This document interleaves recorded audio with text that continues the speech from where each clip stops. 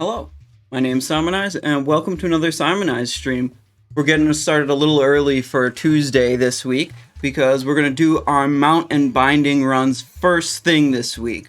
First up on the stream is exactly that, solo mount and binding runs on my 3 rogue characters. We're going to be soloing Baron Geddon in Molten Core, Gar in Molten Core, try to get bindings of the Windseeker for Thunderfury. We'll solo Kael'thas in Heroic Magister's Terrace. We'll solo Ataman the Huntsman in Karazhan, and we'll solo the Raptor boss and the Tiger boss in Zul'Gurub, getting chances at all those mounts and really cool rare items. And then later today, we've got Ulduar 25-man speed run. That's supposed to start at about 8 p.m. Eastern Standard Time. We usually do a little strategy review session before then, so like, in actuality, the run usually starts around 8:30, but close enough. If you're watching on YouTube, you know, this is going to be the mountain binding runs. You can go down below the video. There'll be timestamps throughout, so you can click ahead to whatever boss you want to see, and, you know, hopefully we get some good stuff. Also, if you're watching on YouTube, you know, we are live on Twitch, usually 6 days a week. At twitch.tv/SimonizeShow. So it's very possible that at the very moment you're watching there on YouTube, we could be live. So, you know, maybe pop over to Twitch, see if you can catch a live one. And hello to my live audience, XX Baby. Good morning. How's it going? We did mountain binding runs as like the last thing we did before the reset, and now all my characters are still in the soloing spec. So if I do them first thing this reset, that's perfect. And also, you know, Diablo 4 is coming out later this week. We gotta get all of our World of Warcrafting in, like, before Diablo 4 comes out, right? Lester of Disaster, hello. XAOC, hello, says time to farm channel points by betting against Simon. Has gotten to the doubters, the doubters tend to win. It's all Dover. Hello, how's it going? Corellin, hello. Thule says, first time live enjoyer. Hi, hello. Let's get the first channel point prediction up. We're just going to do these in basically reverse order compared to what we did last time. Because, you know, whatever, we're here. Swift White Hawkstrider. We'll go into Magister's Terrace first on Simon 3 right here. Before we do exactly that, give me just a second. I'm going to put stream alerts out on the other Discords. Good.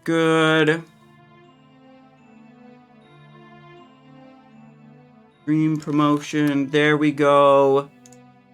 All the other most other Discords have like little stream alert, self-promotion channels, and, you know, from looking at the metrics on my streams, yeah, putting these little adverts out definitely matters. People do actually click on those sometimes. Any plans to level Simon 4 with XP buff and all? Originally, that was my intention, because, like, Trial of the Crusader phase would probably be, like, short raids, so I wanted another character to raid on, but I kind of feel, you know, less enthusiastic about playing the game ever since the WoW token was added, which is kind of recent news. So I don't really feel like investing a bunch of additional time leveling another character. Now that, I mean, I feel like it cheapens the experience for me. You know, with pay to win, buy gold being officially available and officially endorsed by Blizzard, it makes me unhappy.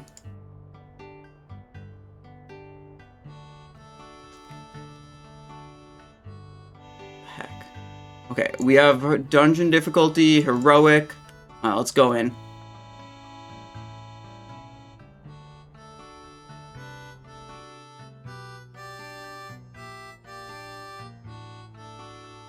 $7 p.m. in your stream message. Wait, what stream message? Hang on. Let me fix this.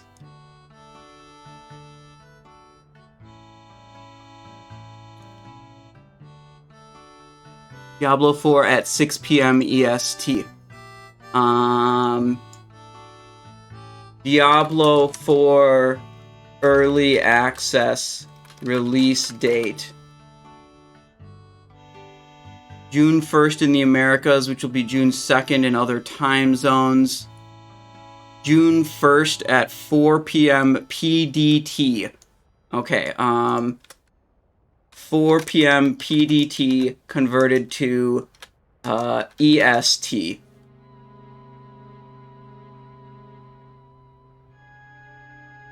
Okay. Okay, you're right. You're right.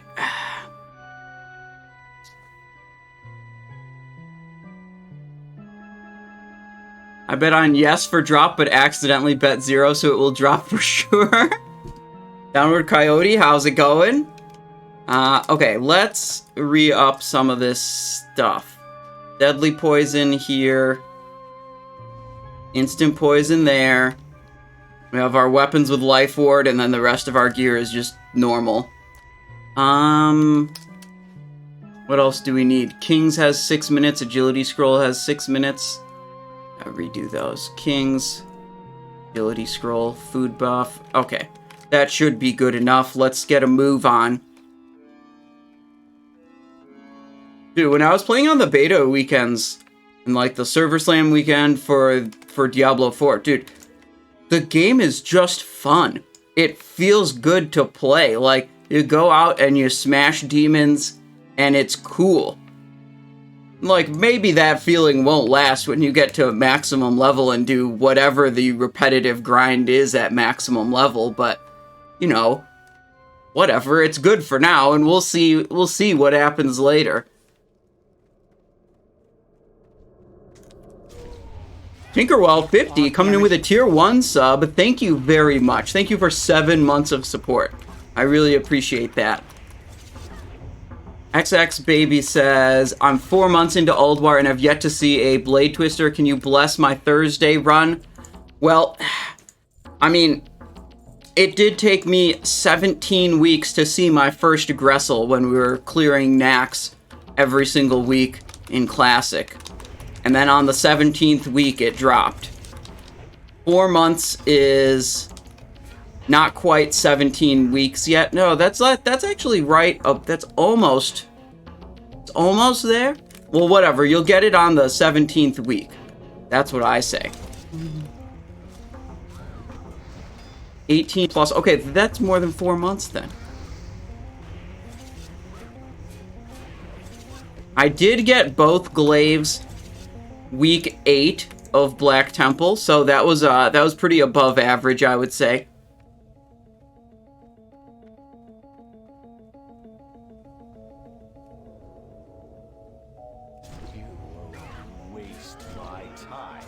See, I think to drag him over here, put up expose armor.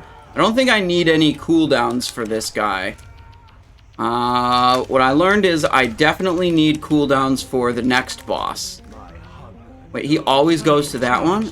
It's annoying.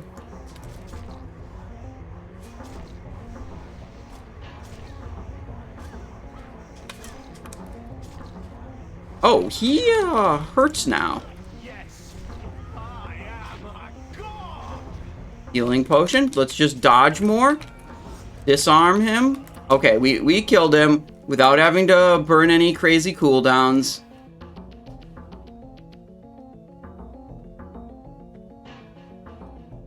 TFK Antara says, I ran into you in an arena skirmish shortly after BT came out and you had both glaives. Gosh, I can't remember that far back, but I have to imagine if I got both glaives, like even as a not really arena player, I imagine I'd hop into an arena just to you know, see what's going on. My glaive luck was actually okay. Yeah, so here's the full story of it. It's actually more insane than just getting week 8 glaives. So my group, my guild had me as was running 2 different Black Temple clears within the guild, and I was first priority for glaives in the second group, the Team B. But for the first week's clear, they had me in Team A because they wanted me on for the progression team, right? Makes sense. I mean, I'm a god gamer after all. They want me on the progression team, of course. So I did that, and the progression team cleared first week, no glaives, but in the progression team, in the A team, I was not first prio on glaives. The B team also cleared first week, just a little bit slower, a little bit later, and they got a glaive very first week. So it went to whoever was second prio on glaives in the B team. And now, since someone on the B team had a glaive already, in order to keep the, maximize the number of sets we got, that person was now priority over me for the other glaive to complete the set, which, that totally makes sense. So after the first week, I went into it being first prio in B team. After the first week, RNG happened. Now I'm only prio for one of the glaives in the B team. And then week 3, that glaive drops. And then also, gosh, I'm trying to remember all of this. Okay, it's not important. I'm gonna kill Vexalis. You know what? That's what's important. Killing Vexalis.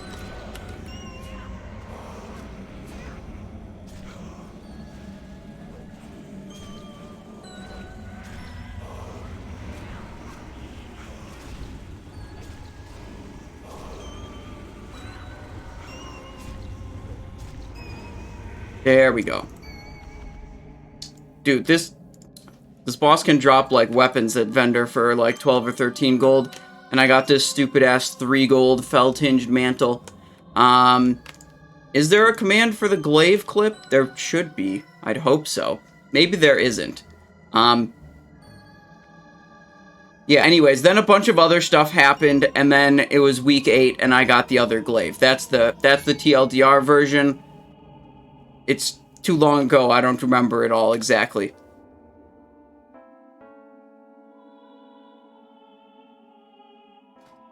Trying to sim fan of knives stuff, NYXF. The simulator has some limited capability with that, and there is a post in the index channel that says how to set up the simulator for AoE. And so, yeah, I mean, as with most problems you have, the answer is read the index channel, which is located within the read here first section. Why do you think rogues are simming less good in ICC than what we previously thought it would be? Ward DTT wins the award for first Discord question of the day. I'm going to read to you off of my Discord exactly what I think about that, okay? And we're going to go to the read here first section of the Discord, go to the index channel, go to the top of the channel. We're going to go through these topics, and we're going to pick this one, where it says, I saw this spreadsheet that says rogues suck in Icecrown Citadel.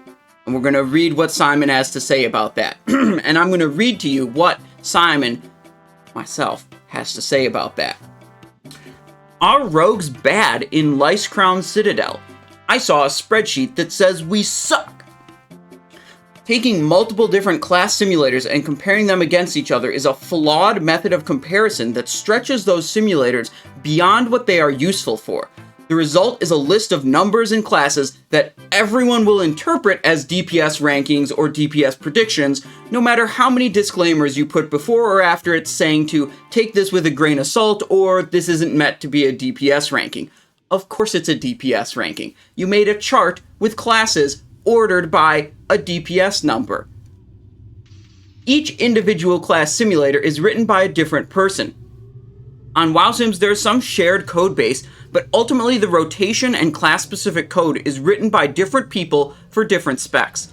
Some people are better at implementing rotation logic into code than others.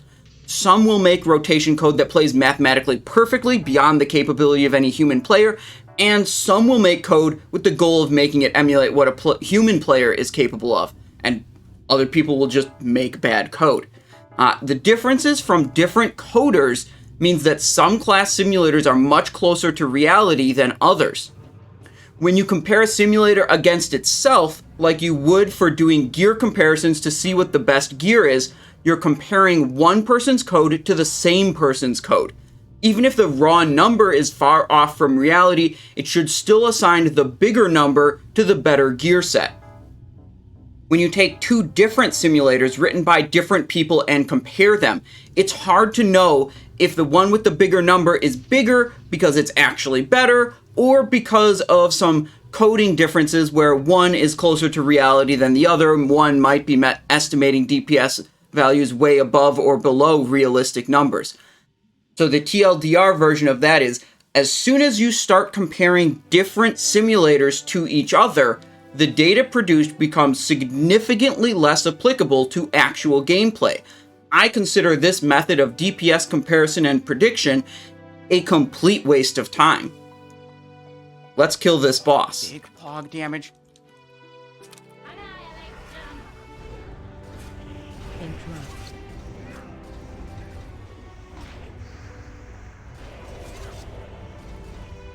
The Div coming in with a Prime, coming in for 16 months. Thank you so much. I appreciate that. Let me see. Did I miss anything else? I was very tunnel vision focused on the reading of the Discord.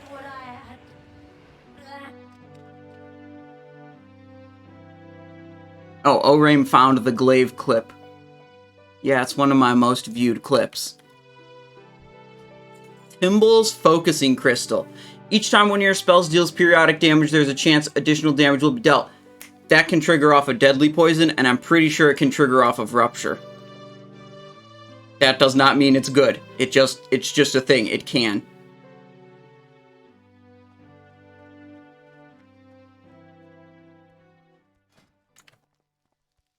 The One True Bass says, "Evening, Simon. Good luck on the mount." Thank you. This character already has some cool mounts. The one that I like, so mainly, the main thing I really want from this farm is I want to get Thunderfury, okay? We have a lot of Baron Geddon and a lot of Gar kills, and we have not seen a single binding across 3 different characters.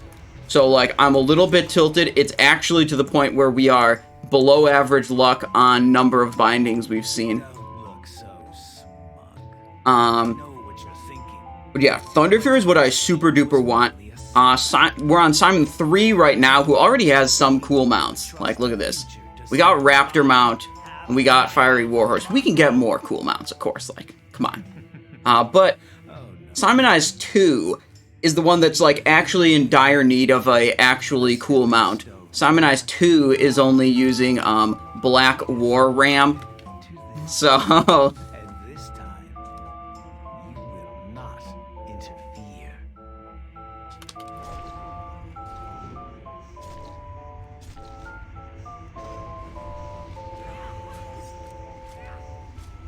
Cloak. I hit the cloak early enough. I thought I might have missed it.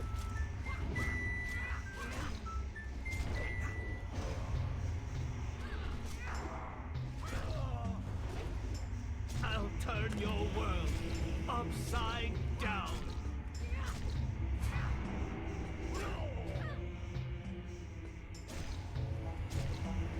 Oh, this is gonna hurt. Oh no. Okay, I can't take much of those stupid orbs. I was hoping I was going to be able to burst him down before I had to run away, but that never happens.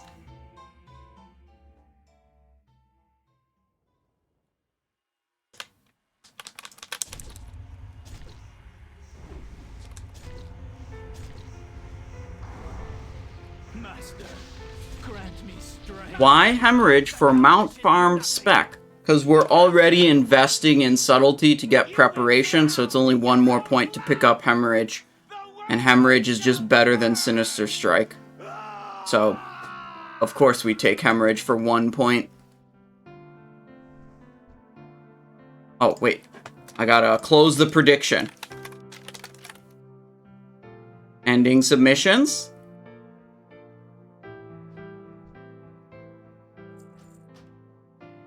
Frick. Okay, that's a no. That's a nope. Man, we just got a bunch of armor items, too. Unlucky. Hey, Simon, glad to come into the stream. Good luck on those bindings and mounts. Thank you, Star Dude. How's it going? And, El Nurum says, hi, Simon. Wish you good stream. Thank you.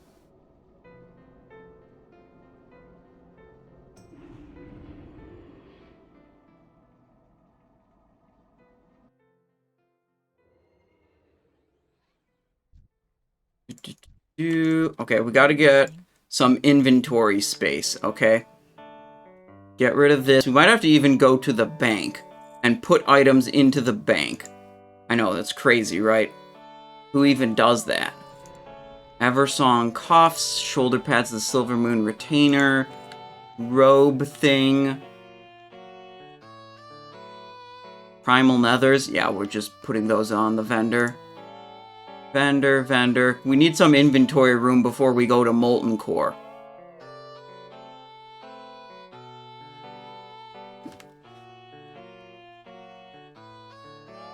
Harold All Out says, hi Simon, just a quick thank you again for doing what you do for our great class. Well, you're very welcome. And Juan93 says, hi Simon. Hello Juan, how are you today? BP Winden coming in with a prime. 4 months of support. Thank you very much, BP Winden. Thank you. This is not the bank. The bank is this way. I have 25 Netherweave. Probably just vendor that. Big pog damage. And Juan coming in with a prime also. Thank you so much. Thank you for the Bezos bucks. Thank you for choosing to support my content here. You know, everyone gets to watch for free. Totally optional if you want to support monetarily, and I appreciate that. We got Void Saber on all of my rogues now.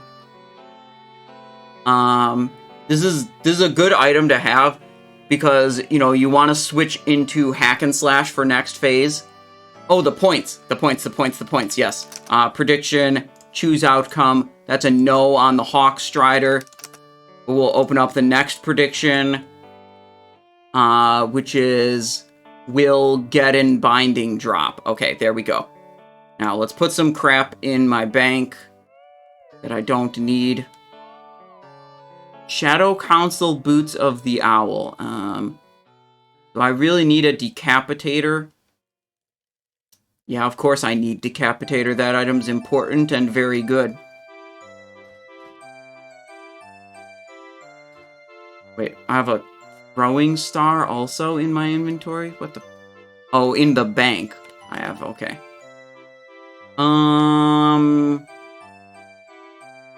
Intruder Shoulders. What else can I throw in the bank? Probably nothing. All the rest of these items are incredibly important for me to have at all times. Oh, yeah, the Void Saber and Hack and Slash, right. So, next phase, each phase, it's not like axes are good, or, like, swords are inherently good, or this is, you know, fist weapons are inherently good. It's like, you look at what weapons are actually available, and you basically pick the highest item level weapons, or the highest item level, or highest DPS weapons that are actually available. And it happens to be that in the next phase, the highest item level weapons that are available are swords and axes. So you're going to be switching from close quarters combat to hack and slash talent as a combat rogue. And Void Saber happens to be your second best offhand for that for a hack and slash talent specialization. And having access to the second best one from the start of the phase makes it much easier to switch into that weapon spec. Because, like, if you're sitting around with your, you know, BIS combat weapons this phase, they're fist weapon and dagger. They're close quarters combat. If you just get one weapon upgrade in Trial of the Crusader, is, like, not good enough to switch yet, because you don't have a pair of weapons. But, like, because I have Void Saber, if I get, like, my Lionhead Slasher, my main hand axe, then, like, the Void Saber is good enough to justify switching off of these two bad boys.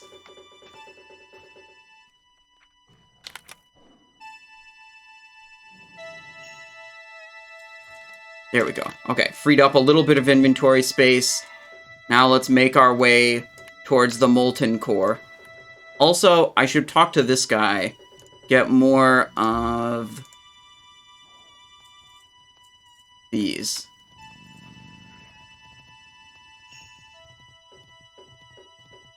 To Ironforge we go. I wish this level of content you do for Rogues was done for Feral. Any chance of re-rolling to Feral? For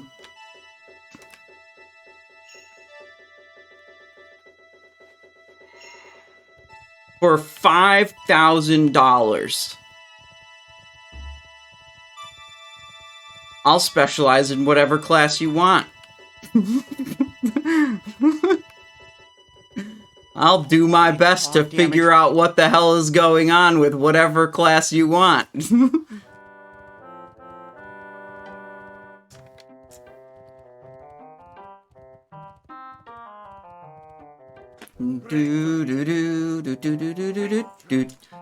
Harold All Out gifted a tier 1 sub to Ward. Thank you for the gift sub, Harold. That's very generous. Is paying forward the gift they got from Lalaru. Oh, very cool, very cool, very cool. Even Subtlety Rogue. Dude, I would do Subtlety Rogue for only $3,000. How about that? Because I don't even have to level up a new character.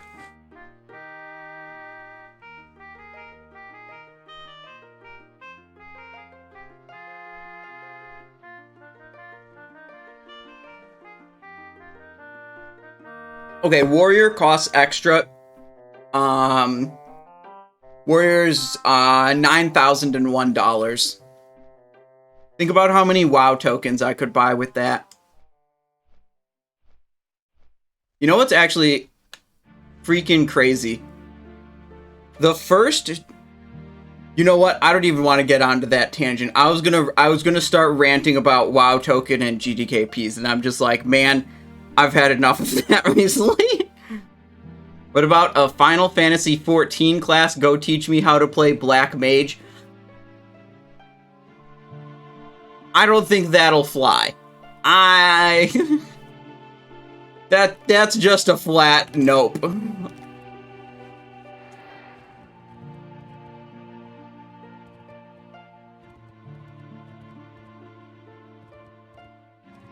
Look at this. Here we go on our fiery warhorse to get our Bindings of the Windseeker.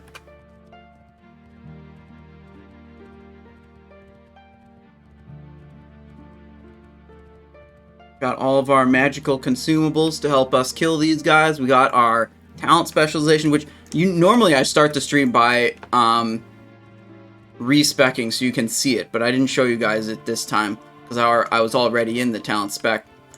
So it's 49 points into combat. We take a lot of the good combat talents that you would normally take with raiding, but there's a couple outliers that you wouldn't normally take with a raid build. And we also skip Sinister Strike because we're going to use Hemorrhage. So we take Deflection and Repost. These talents are both very, very good whenever you're actually taking attacks from the enemy. We take this one because, you know, more stamina is pretty good here. Also, the evasion cooldown is relevant in a couple of these bosses. This is one of your weakest damage talents in the whole tree, like damage per talent point spent. So that's why that one's only 2 out of 5, and the rest of them are still like max rank.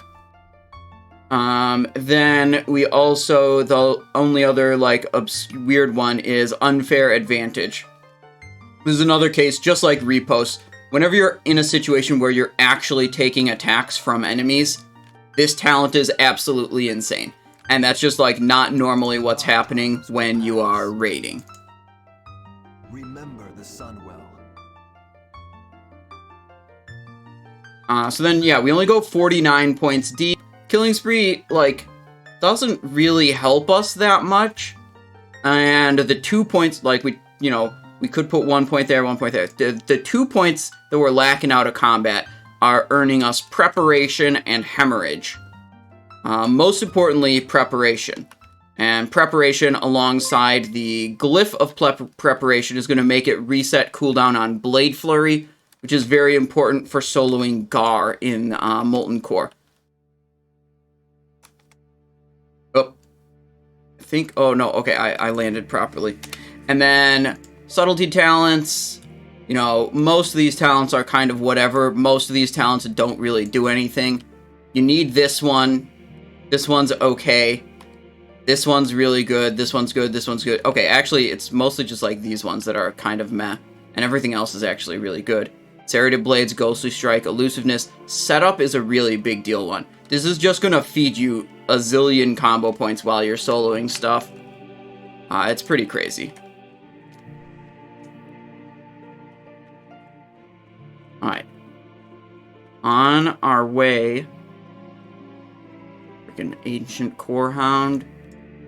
Might have to end up fighting one of these, but I'm gonna do everything I can to try to skip it instead. And then probably end up fighting more mobs. That's how this story usually goes.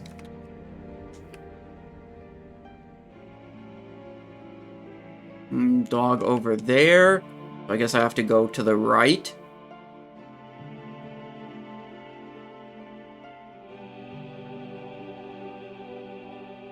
Yeah, so we've been doing these solo farms for quite a while. I think this is the 9th week in a row that we're doing these solos on all 3 rogues, so I'd say I have a fair bit of experience. We started using a combat build that had Killing Spree, and like that's one of the things we tweaked and was like, Killing Spree isn't really helping us that much.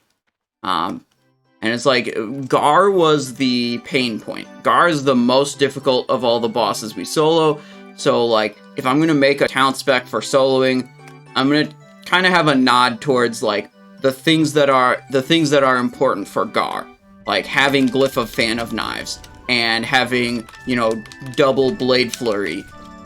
Those are things that are important for Gar that aren't super important for the other ones. The double Blade Flurry is good on Atuman the Huntsman as well, and it's generally just like a little bit more damage output on most bosses, but not super important.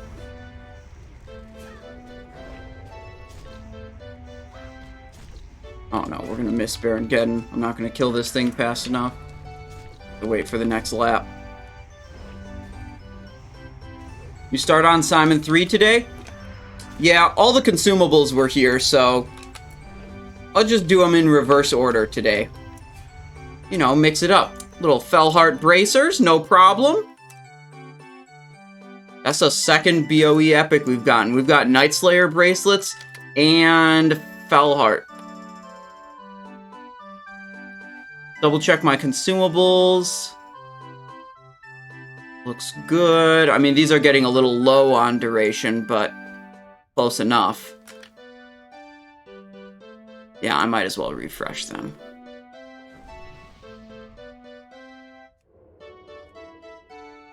Okay, we go for Baron-Geddon.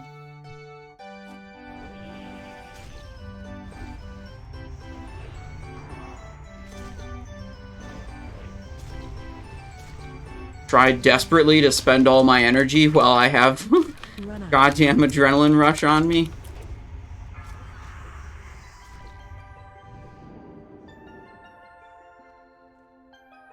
There we go. Now we hit our preparation. Faint to reduce the damage from this living bomb that's about to happen. There it is. Run out. Rupture, we're gonna have to faint again. It's good. And we run away. Get out of the range of this inferno.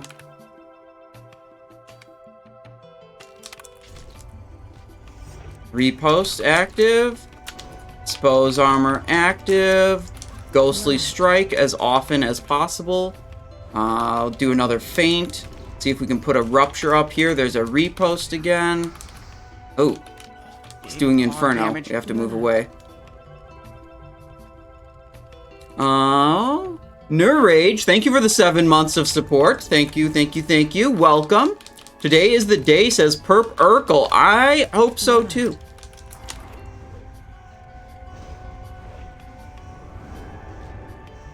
We're doing pretty good here. We can drink another fire potion. Can hit bandage.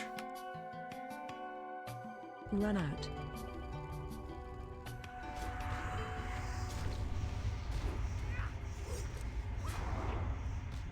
Always doing my repos and ghostly strikes as often as I can. Re-up expose armor.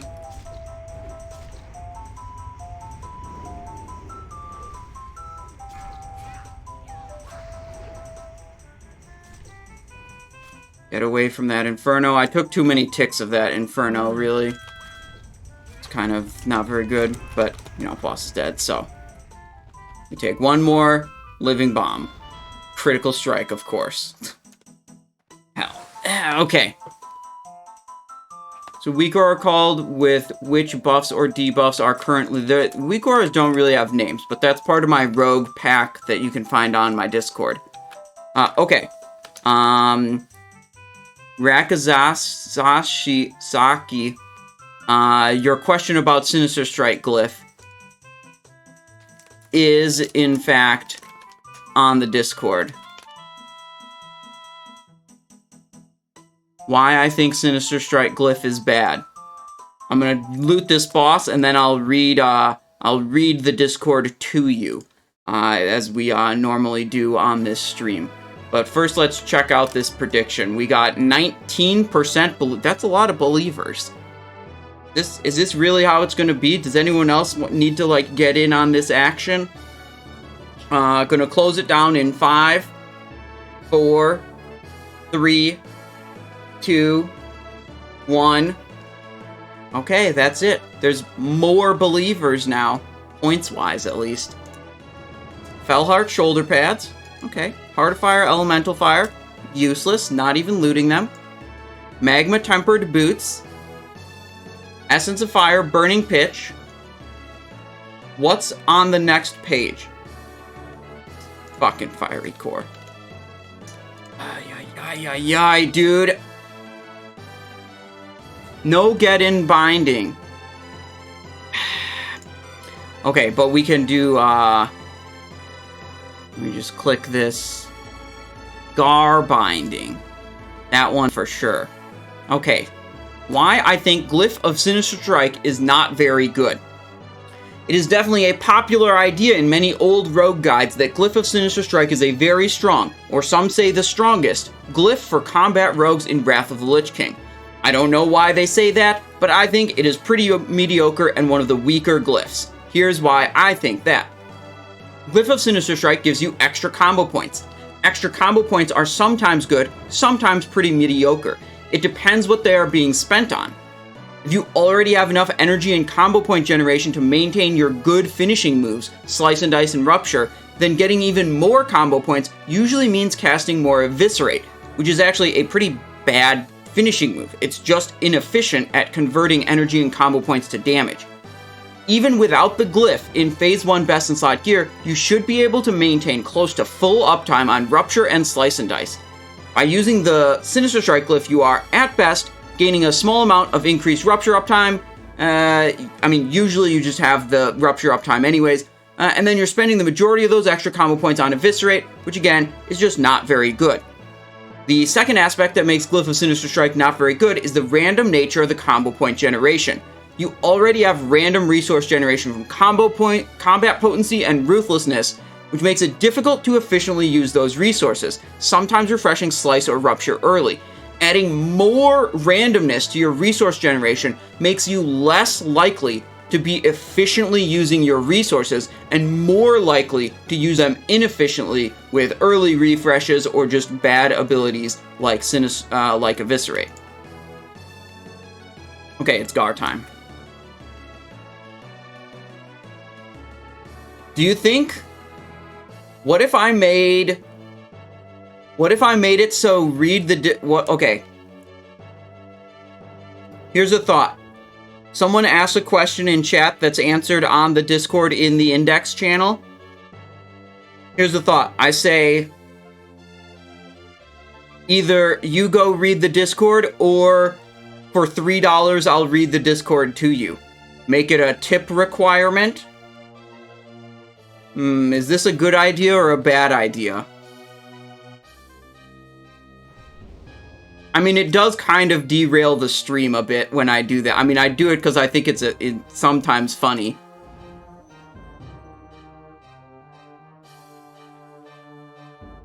Is Discord for sub only? No, everyone gets to join. Totally free. There's no, nothing stopping you from reading the Discord yourself. Can you answer my question above? Oh, Nurrage, you had a question with your subscription. Hang on, let me see. Nurrage says, I think you subscribed mid-Geddon, so I was kind of focused. My Progress Guild want to swap all Rogue to Combat for ICC. What do you think? Sims tell me that Mutilate will be better on ICC start without ICC gear. I would not switch all of the Rogues to Combat. Generally, the way it's going to go is that Combat's going to be better at multi-target damage, so like cleaving and trash mobs and that stuff, and Assassination's going to be better at single-target boss damage. And like, you don't want to just switch every single rogue over to Combat. Like, right now in Trial of the Crusader, it's like, our team has enough cleave and AoE damage to kill the burrowers on a Nubarak, right? Kill the burrowers before they respawn. I don't want to go Combat just so I can, like, pad more damage onto the burrowers. That's not actually helping the team. The team already has enough AoE damage in that department. What the team needs me to do to be most effective is do more damage to the boss. So I pick Assassination on a Nubarak because I'm doing more boss damage. I might do less damage overall, but, like, we don't need that extra damage to burrowers. I don't think it's generally a good idea to just, like, force everyone to go Combat.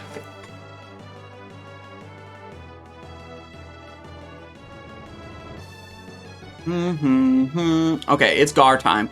This is the difficult boss here. Keep moving around. Come back here. Stop moving. Bro, they keep freaking shit. Here we go. Okay, we're in.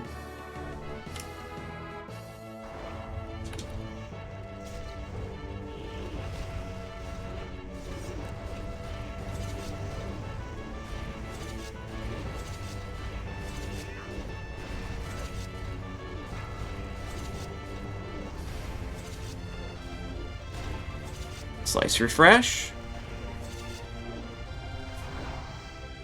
Waiting on some energy. New Blade Flurry. How's our buffs looking? We have to refresh this one. He will dispel our buffs. It is super annoying. All the Fire Sworns are dead now. It's just me and Gar. No more need for me to Fan of Knives. Ghostly Strike right after my evasion falls. He just ate my King's buff, so refresh that. Refresh the Rupture. Repost is available. Press that whenever it's available. Hit a little Expose Armor refresh. Another Repost, another Ghostly Strike. Waiting on this Rupture refresh. There we go. Perfect. He ate our Mark of the Wild again. Refresh that. Wait, did he just eat it again? There we go. Whoa, I just took a lot of damage. Something is going wrong. I have less health than him. I must have took a lot of hits in a row or something. Doesn't matter. I have all my buffs right now, so that's not the problem. Can I pull this through? I'm gonna have to get lucky.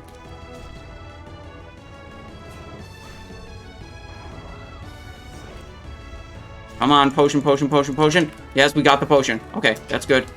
Good, we got the potion off. Agility scroll, refresh, eviscerate. Oh, okay, that was actually pretty close. That was really close. Okay. Is Discord for bald people only? No, dude, I've got hair. Look, see, I have a full head of hair. I'm on Discord all the time.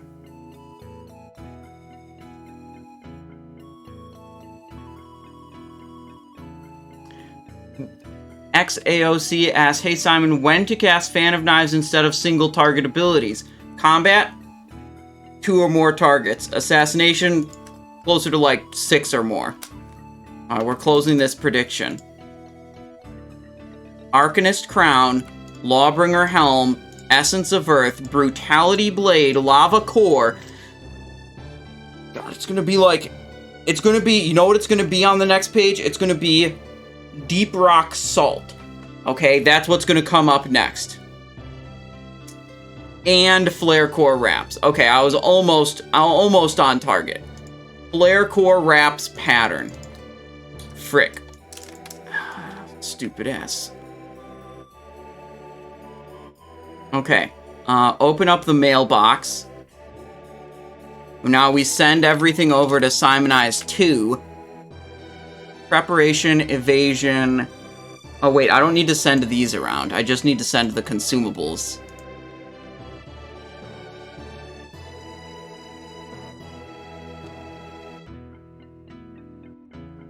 Healers. Send those. This and this. And we need the agility food. I think that's everything.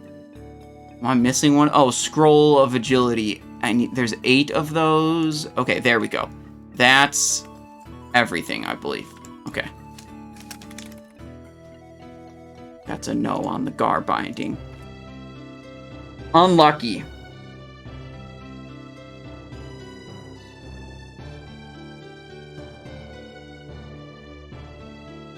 Looking great, Simon. Cool hat, too. Full head of... Look, I got hair. I have too much hair right now, actually. I kind of need a haircut.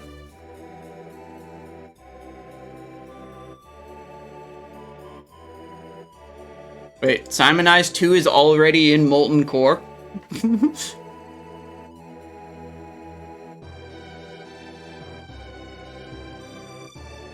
Never mind, not in Molten Core.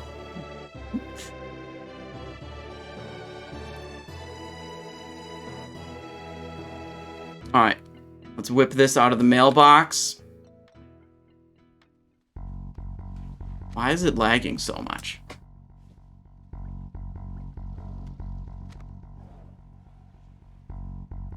Okay, we go here. Cenarian Spalders? No thank you. Cenarian Helm? No thank you. Flame Guard Gauntlets? I don't think so. Anything else suck? Seal of the Archmagus? Archmag? Whatever. Also sucks. Nightslayer Bracelets? Let's just send those to my bank alt. Simon Bank. The Nightslayer Bracelets. It's this one. Major Rejuvenation Potion? Yeah, we can get rid of that too. Simon Bank. I can take this ZG coin also, this Lava Core, Essence of Fire. Do I have any Fiery Cores I can send away? Yep, there's one.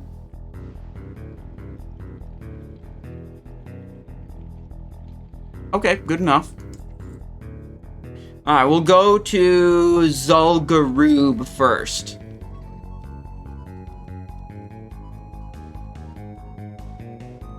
So, Zul'Gurub, we go to this portal. Maybe if you keep the seal in your bags, the binding will drop instead. No, dude, I gotta re-up my Seal of the Archmagus every week, okay? It's important. Nurage says, you're leveling a second rogue for a mirror. I never had 2 characters a single class before. It's cool. cool to have a couple of rogues. Yeah, dude, I really like it. Okay, so here's the thing. Like, I do have a max level Warlock, max level Paladin, and max level Death Knight. But, like, when I play this game, I like performing well in raids, right? Okay? And a lot of these classes have, like, actually a fair bit of depth to them in terms of, like, figuring out what you've got to do to, you know, do pretty good damage. Okay?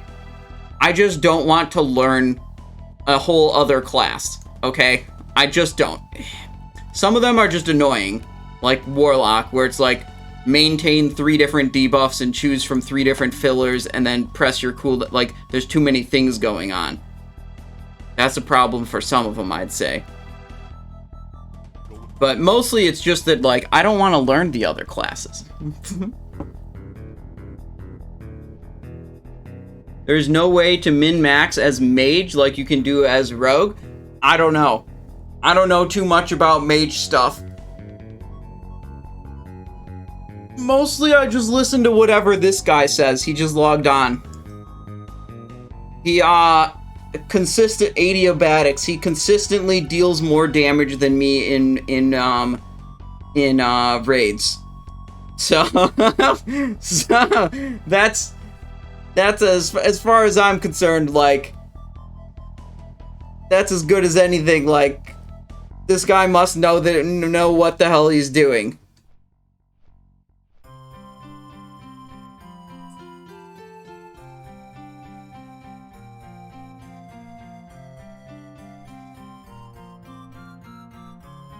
Alright, so we're gonna go Zul'Gurub.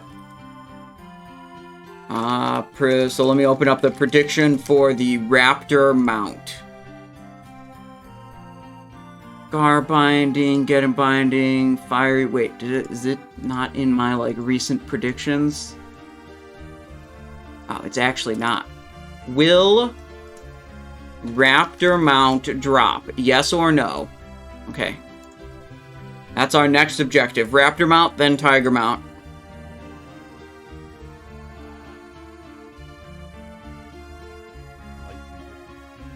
Yeah, I do also, I'm just a rogue class enjoyer, so.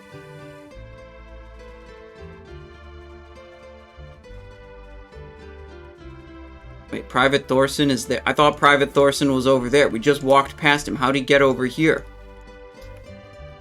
Kind of sus. Alright, so this is the character I was saying, this is the character that's actually in dire need of a cool mount. The Black War Ram, I would say, is just not really cutting it. It's not rare at all. You just walk up to the vendor and buy it. Yeah, we need something cool. Buy a chopper? Dude, choppers are too expensive. Not gonna spend gold on cosmetics. Instead, I'm just gonna spend countless hours trying to farm cosmetics. That's different than just outright spending gold on cosmetics. It's less than 3 tokens. Less than $60.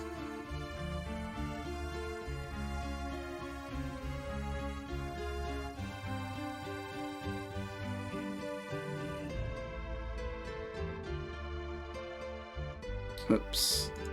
Didn't time that right. Oh, let me in. There we go. Okay, we're in.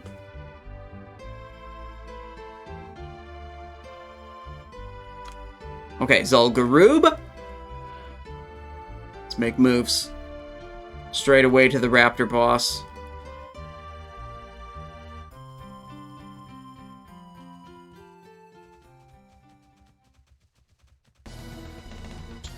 Get rid of this stupid ram mount. I mean, whatever, the ram's cool, I didn't mean any shade. But, like, let's get real.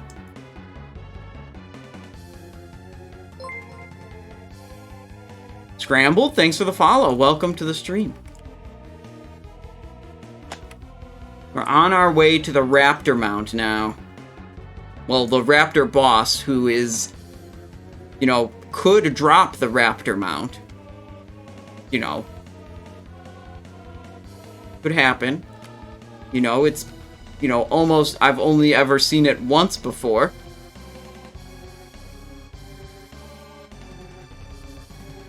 Big pog damage. There we go, we're through. Heron Akamura coming in with a Prime sub. 2 months of support, thank you very much. You've got your first little sub badge now. If you type in chat, it's got a little icon that looks like this hat. A newsboy cap. That's the 2-month sub badge. Thank you for your continued support. What the? Wait. Wait a second.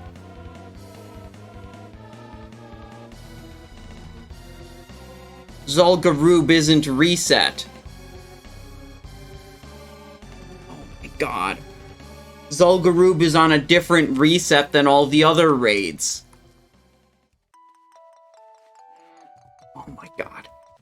So I guess we aren't doing Zul'Gurub today. Oh, freaking. No. Okay, we're just running. Screw all of these mobs. Bro, I did it on Sunday of last week, so that was literally just 2 days ago. And I just happened to catch it in the exact right window that it wouldn't reset. Oh my god, that's annoying. Alright, well, we're going to Karazhan, which is, you know, a proper 7-day reset raid, okay? And the way it should be.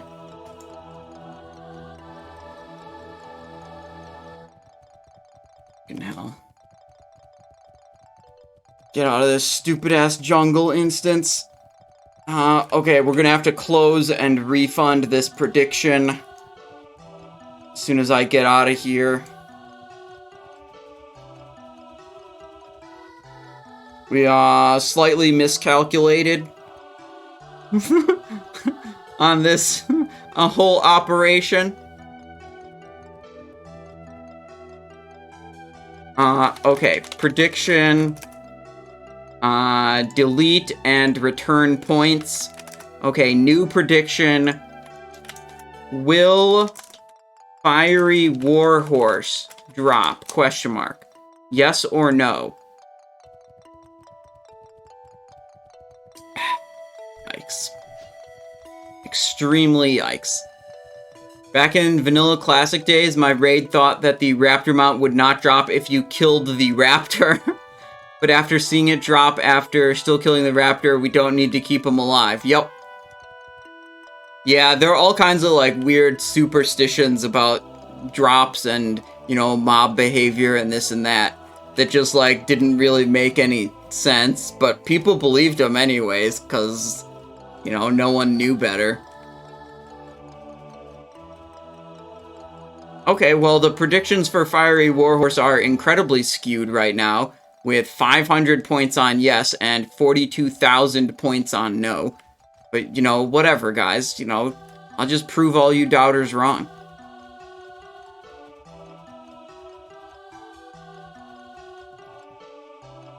Okay, so if this character is still saved to ZG, that means the other character is probably still saved to ZG also.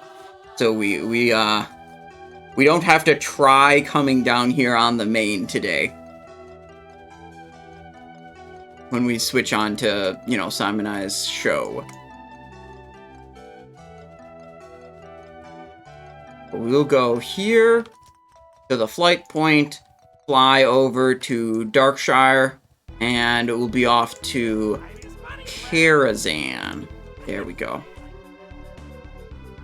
Calamity's Grasp doesn't drop if you kill Mr. Dude, people would get so upset with killing Mr. Bigglesworth or not. That was another one that people like, oh man, you won't get splinters if you kill Bigglesworth, or this'll happen if you do or don't kill Bigglesworth. It's like, come on, bro. Look, Personally, I do not think there's literally anything in the game code tied to Mr. Bigglesworth dying or not.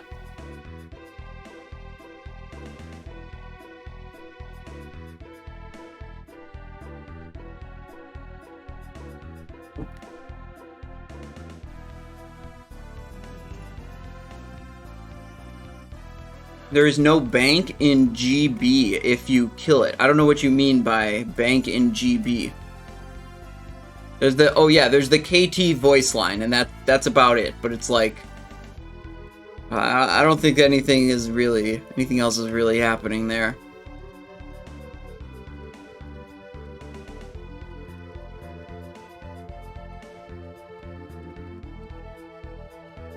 Wow, if we can't do Zul'Gurub, does that buy us enough time to, like, hop onto hardcore? It might. We'll see. We'll see how fast I can get done. Simonize 2. Did we do Molten Core on Simon 2 yet? No. Yeah, we still have to do Molten Core twice. Karazhan twice. And we could do... whatchamacallit, Magister's Terrace again. But I kind of hate Magister's Terrace. That one's kind of lame. We got 2 Karazhans, 2 Molten Cores for sure.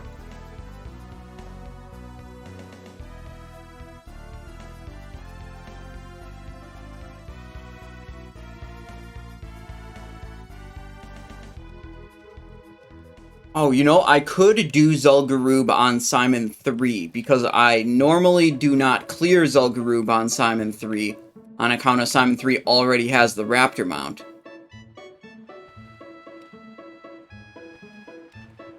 But we could still get the Tiger mount, or we could just kill the Raptor again for funsies. When you'll be doing a video for Phase 3 BIS? Nope, no idea when that's going to happen.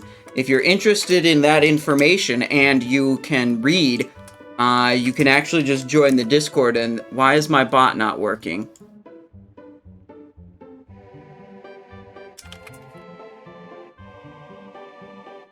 I think the bot might be dead. 1 second. Let's see if we can make the bot be not dead anymore. Anyways, best in slot information is available on the Discord. If information's what you're looking for, that's already there. If me reading something to you is what you're looking for, that is not already there. Chatbot.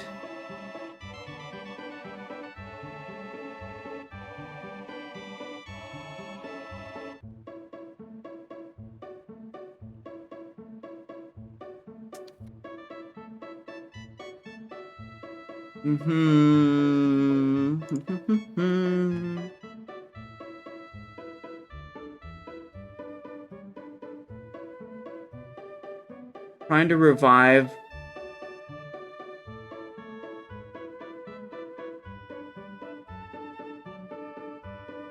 Successfully joined your channel.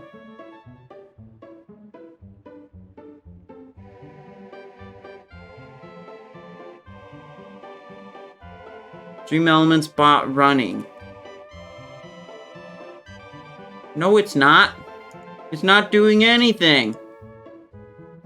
Alright, where's all my custom commands at? Hang on. This is an issue that, you know, it needs immediate attention.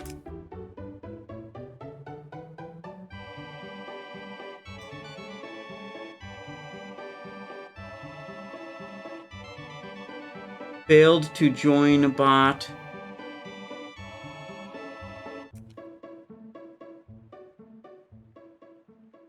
Nope.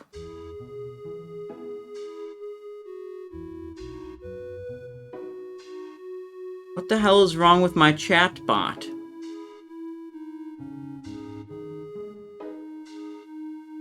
Well, okay, yep, that's just not gonna happen, I guess.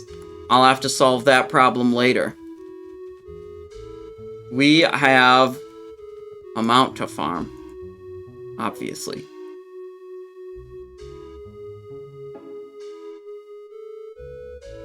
Anyways, the chatbot won't link you to Discord because it's dead or whatever, but the Discord is linked below the stream, just in the information panel. You should be able to find that without too much trouble.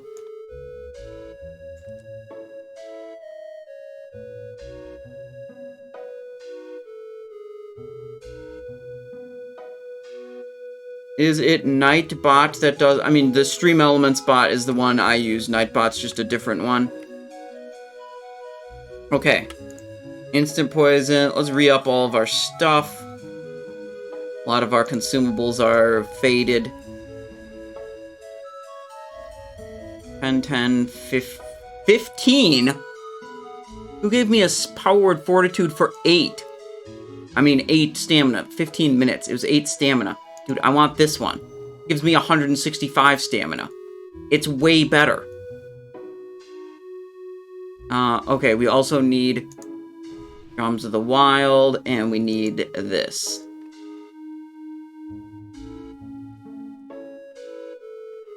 No idea why the stupid chatbot just dies every once in a while.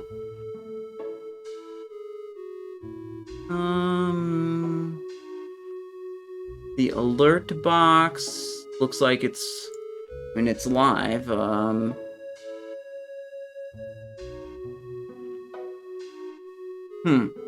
That's really weird.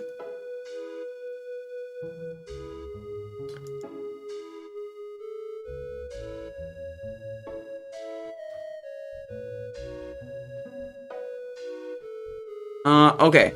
1, 2, 1, 2, 3, 4, 1, 2, 3, 4, 5, 6. Yep, that's all of them. Okay, pre-potted armor potion. Hit the boss.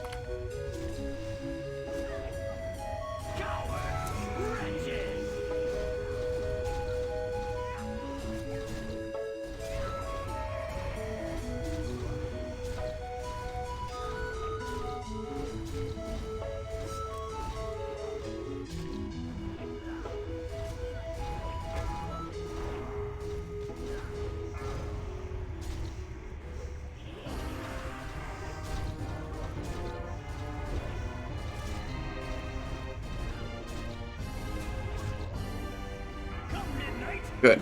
Big Blade Flurry damage. So now he will spawn with very little health. Look at that. Perfect. Big Expose Armor. Slice of Dice.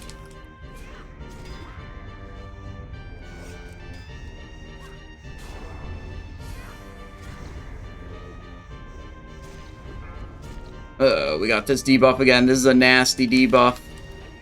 And I don't have Cloak to get rid of it this time. Basically can't hit anything. Okay. Are you using regular combat talents? Nope. We've got Ghostly Strike and Preparation here. You can see all the talents on the Discord, and if my bot wasn't broken, it would link you to the Discord. But you're just gonna have to go below the stream to find the Discord link and go to the talent page. It shows all the different talents. Brother Boar says, good morning from Melbourne, watching stream while working. Hi, Brother Boar, how's it going? Are you trying to get all the mounts on all rogues, or do you stop on all once one of the rogues has gotten the mounts? Asked Dr. Jones a lot. I've got some of them. I mean, like, I have Fiery Warhorse on other rogues. I mean, I'm mostly just doing this for fun. People like seeing the mounts drop, you know.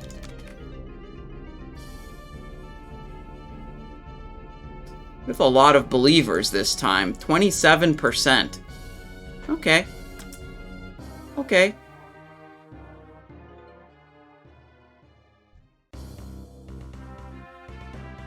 Okay.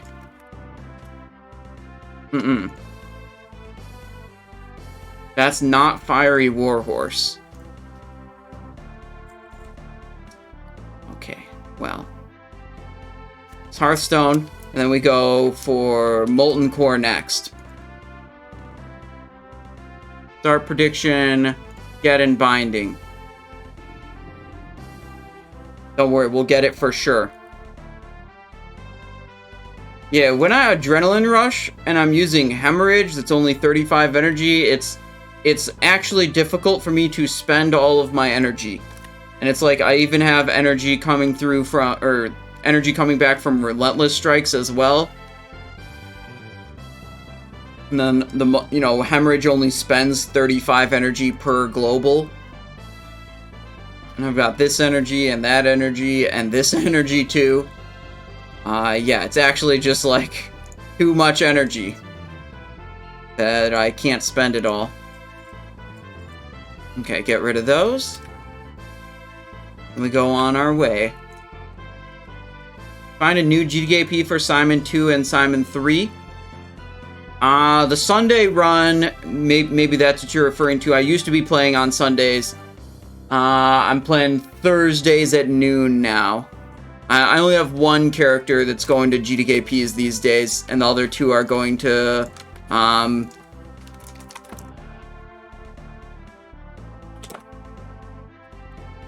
other two are going to guild runs. Yeah, the Discord's linked below the stream. Patronize. You can find all the weak auras and add-ons there. I don't know why the bot is broken right now. I tried briefly to fix it, and it's not fixed. So there. What's on your mind? To Thorium Point. Then I tab over and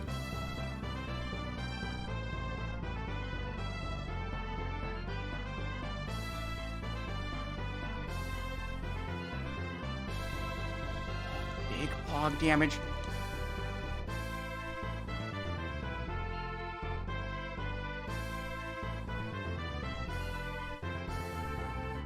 Thor, how's it going?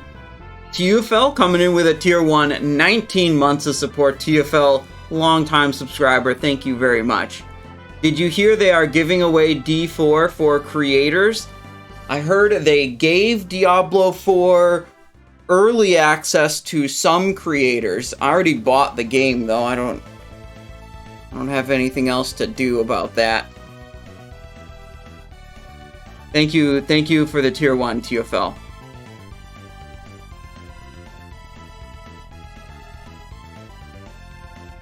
Hang on, I'm gonna Google this. Stream Elements bot is not in my chat. First of all, part the bot from your dashboard, log out of Stream Elements, log in again, re-invite the bot, mod it by typing /mod stream elements /mod stream elements.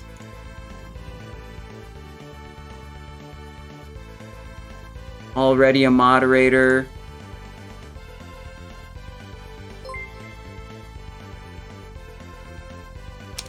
Hang on. Unban stream elements. Okay, it's not banned.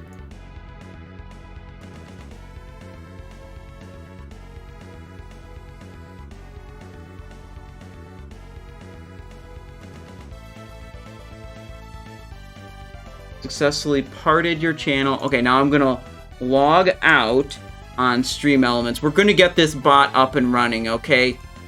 Now I'm gonna log back in.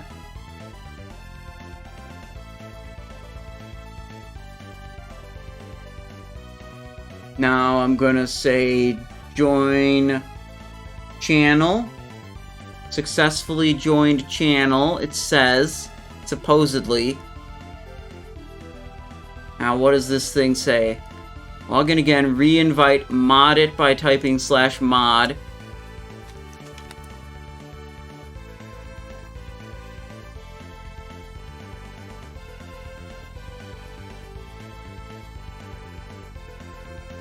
It's back. Look at this. We did it. I don't know exactly what I did that made that work, but the bot is back now. Good.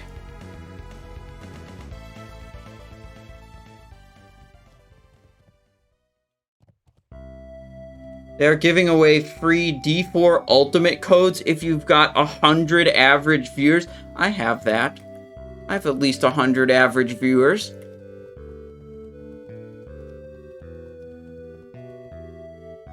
If you don't have Ultimate, you could upgrade. I have the early access. I'm not sure if that's the same as Ultimate.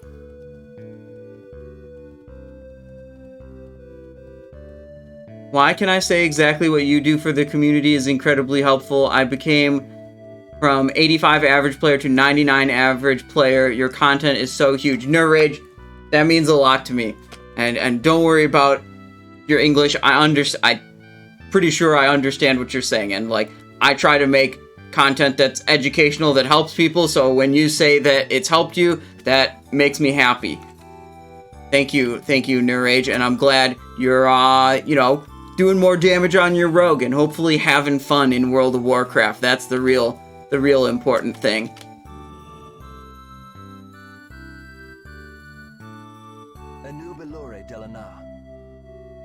Farewell. Into the Molten Core. I'll check it out later, TFL. I'm working on Molten Core. If you want to pop it on the Discord and, like, ping me on the Discord, that would be good.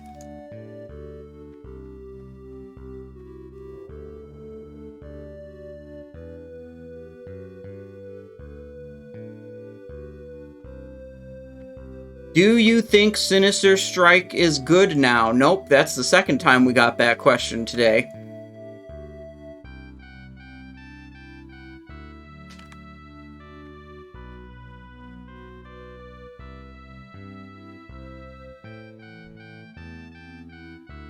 I think sometimes you can learn from looking at rank 1 world parses. I don't know, you say number 1, I don't know what you mean by number 1. Number 1 world, number 1 server, number 1 within your raid, I don't know, but looking at, like, what the literally number 1 person in, let's say, the world is doing is usually not going to produce useful results. Or useful information to improve your own gameplay, because they're in a very different environment. The entirety of the Warcraft Logs website is kind of a complete fucking joke, if you ask me. Assigning, individual scores to something that is both a individual and team effort. TFK Antares says, number 1 world is probably just in the highest DPS raid, not necessarily doing that much different from everyone else. Yes, I would agree with that assessment. It's like, he's not number 1 because he's using Sinister Strike Glyph, he's number 1 despite using it, or just basically just like it. There's a lot of combat glyphs that add a little bit to your damage output, and like, everyone fucking loves caring about glyphs and thinking switching glyphs is some big fucking deal, and it's just not. There's so many combat glyphs that are just like so similar in their performance. I guarantee the fact that some guy's using Sinister Strike Glyph is not the reason he's doing it as good as he's doing.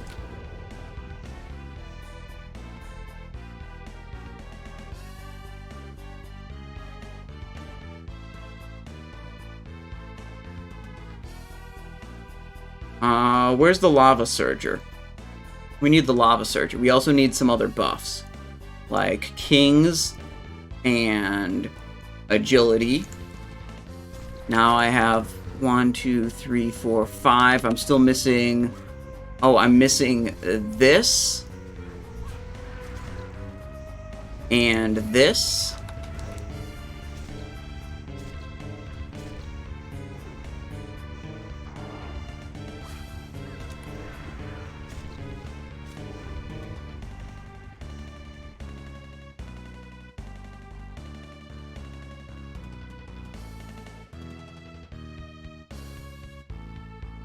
What else am I missing? 1, 2... 2... Ability... This... Okay, now I think we're good to go. We just need to heal now. Okay.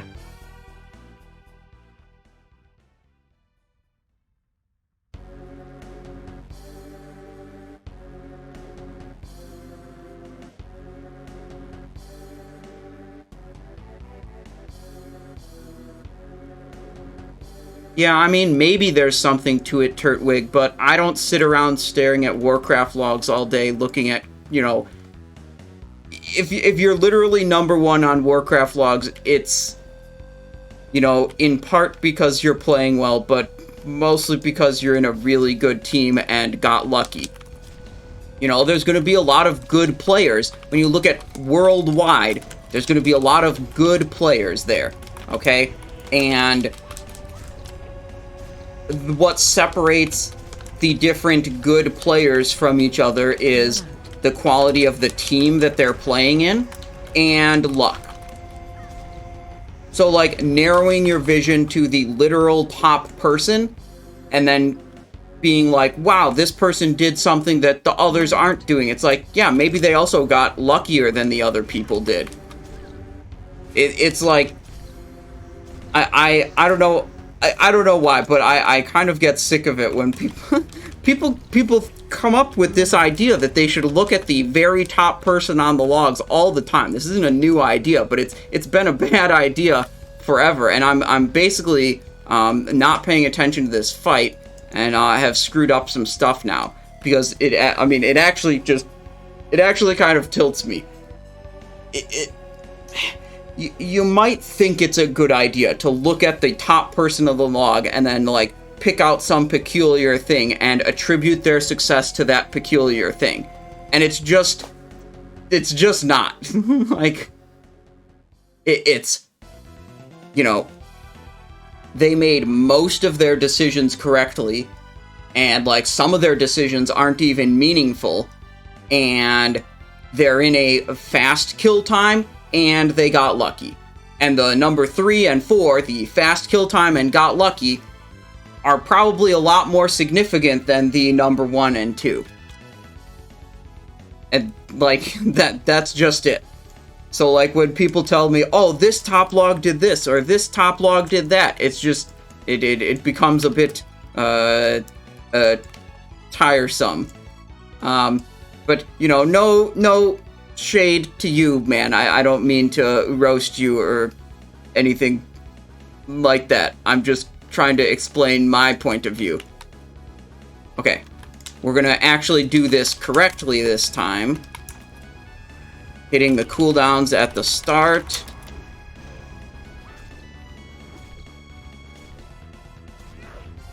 Get that rupture up while I still have dark matter. Run out.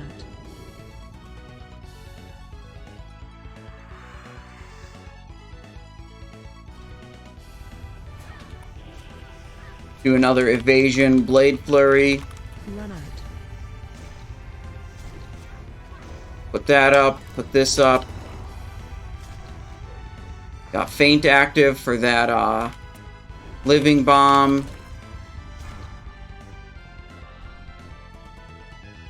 Took a couple too many ticks of that, I would say. Run out. Slice and dice back up. Little ghostly strike. Oh, frick. I didn't have feint up for that one. Run out. I don't think I'm gonna have feint up for this one either.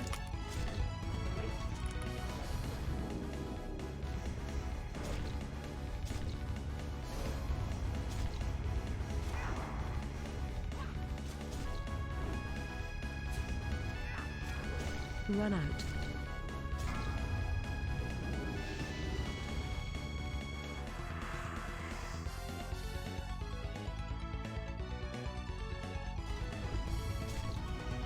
Okay, I'm not playing super well on this attempt either.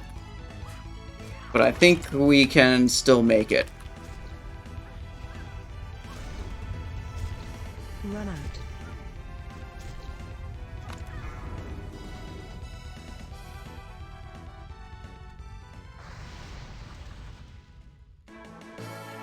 Run out.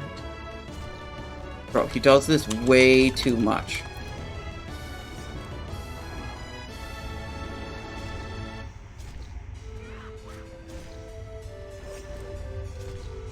Run out.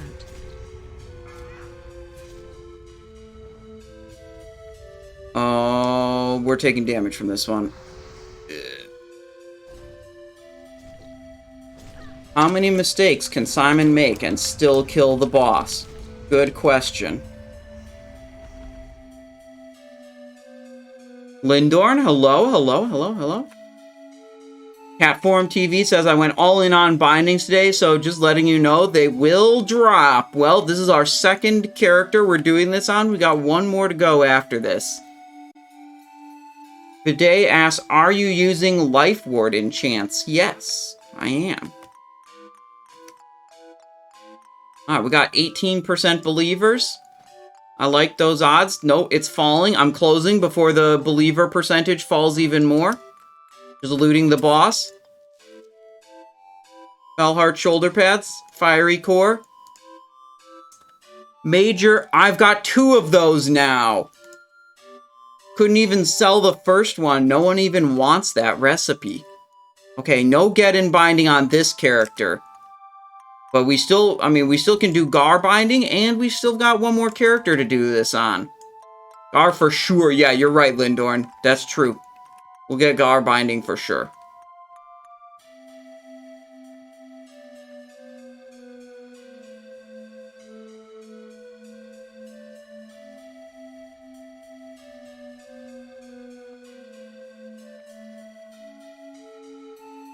Yeah, Signy saw it. Here's the thing. Like, I ran the numbers. I'm going to try to remember this. On, like, a 2-minute boss kill, every time you Envenom, if it crits, that's, like, plus 80 DPS for your average over the whole fight. Versus it not critting. That's a coin flip. You flip a coin every time you Envenom. Did you get plus 80 DPS or not? So, like, when you start worrying about things where, like, the simulator tells you this is, like, a 20 or 30 DPS upgrade, and you're like, and you want to attribute someone's success to that, it's like, yeah, if they crit one more Envenom than you, that was, like, 2 or 3 times as significant as whatever you're arguing about. Yeah, Turtwig, it's okay. It's not... Me getting tilted isn't your fault. It's my fault, really. You're in a very good raid, and I care about logs a lot. I'm currently top 10 combat. Was curious if the private server tech and 4-piece is what's making him gap everyone really hard. I mean, as I said, I don't spend all day staring at top boss parsers. That's just, like, not something that interests me at all. I think individual boss parsing is kind of cringe. Always devolves into some kind of degeneracy, and I just generally don't care about Warcraft logs ranking systems. I mean, like, they're the arbiters of these rules of, like, what damage counts and what doesn't, and, like, the perfect example of why I do not give a shit about what Warcraft logs says is, if you look at Yogg-Saron, they decide that the damage dealt to Immortal Guardians in Phase 3 of Yogg-Saron will count for your parse. And then you just, like, you can look at it's. One time I looked at the top 10. You could probably look at the top 30 rogues, or any class that has AoE ability, and you can see in the final 10 or 15 seconds of the fight, they, like, do more damage to Immortal Guardians than they do to the boss. And if you have, like, any understanding of how that fight actually works, you would know that damaging the Immortal Guardians in the final 10 to 15 seconds does not help your team complete the encounter at all. You should just be focusing your damage on the boss, but, like, for the entire phase, Warcraft Logs has counted that damage, so someone sitting there trying to parse is just doing the fucking opposite of someone who's actually trying to help their team. And it's like, for that reason, I'm out. This is now just completely degenerate and stupid. And, like, that's an extreme example of parsing rules diverging from, like, good raid strategy. There are other examples, like, that's an extreme one. In a lot of cases, they're more closely aligned, but it's just, like, playing to whatever rules Warcraft Logs comes up with instead of trying to be a good team player just doesn't appeal to me in the slightest bit. So let's kill Gar and get our binding instead.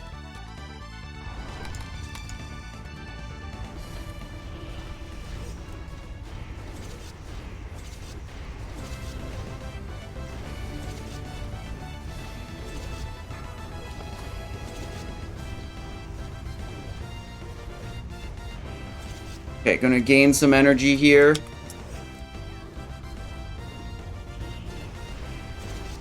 Few more fan of knives.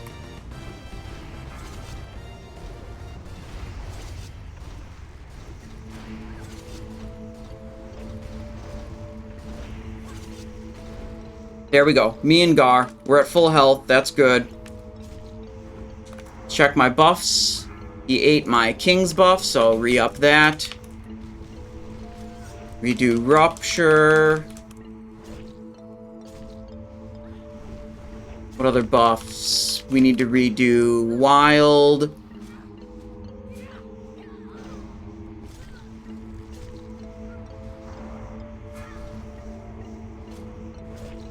Ooh, we are taking a lot of damage. This might not be a good attempt. This is the hardest boss and my weakest geared rogue. Not a great combination. We do sometimes just have to try multiple times. You know, get a little luckier. You know, effectively get a couple more Envenom crits until we get enough Envenom crits to kill the boss. That's you know, not literally what's going on, but basically what's going on. We were just talking about, you know, the RNG of these other things. Yeah, that's what I mean. Like, sometimes you just gotta get a little luckier.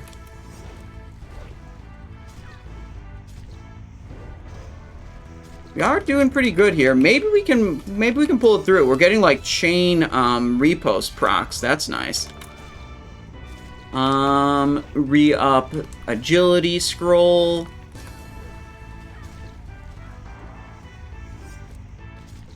Got him. Got him.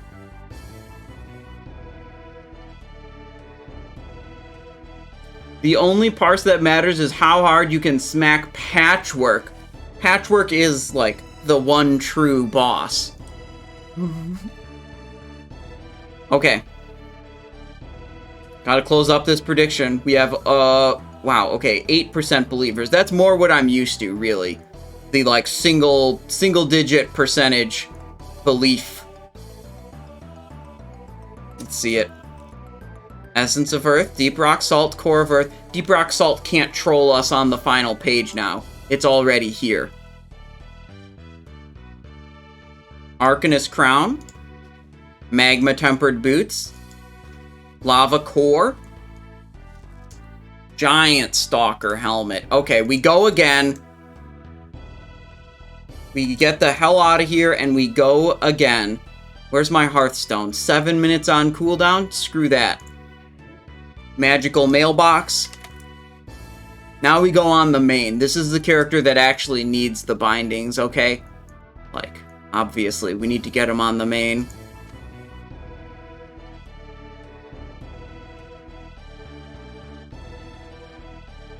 What else are we missing here? Runic Injector.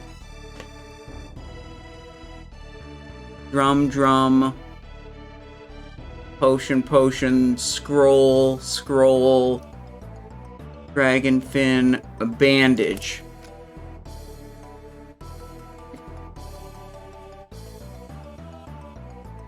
I thought there were 12. I thought there was one more.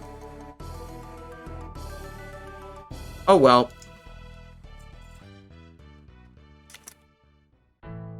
Okay. Use outcome, no. No Gar bindings. Did you make 50 attempts on PTR? We killed 8 times in Nubricon, just 48 attempts. We did 3 successful Nubricon kills. We got a 49 attempt clear. We never got a 50 attempt clear. We didn't have as much time to do 25 mans. We weren't able to get 25 people together for the first PTR weekend. So we just had like one good night, the second weekend. Do you have a sorting hat in your collection? I do not have such a thing. Web spinner cord of power from Blast... Oh. I must have mailed something to Blasted Boy a long time ago and never actually disenchanted it.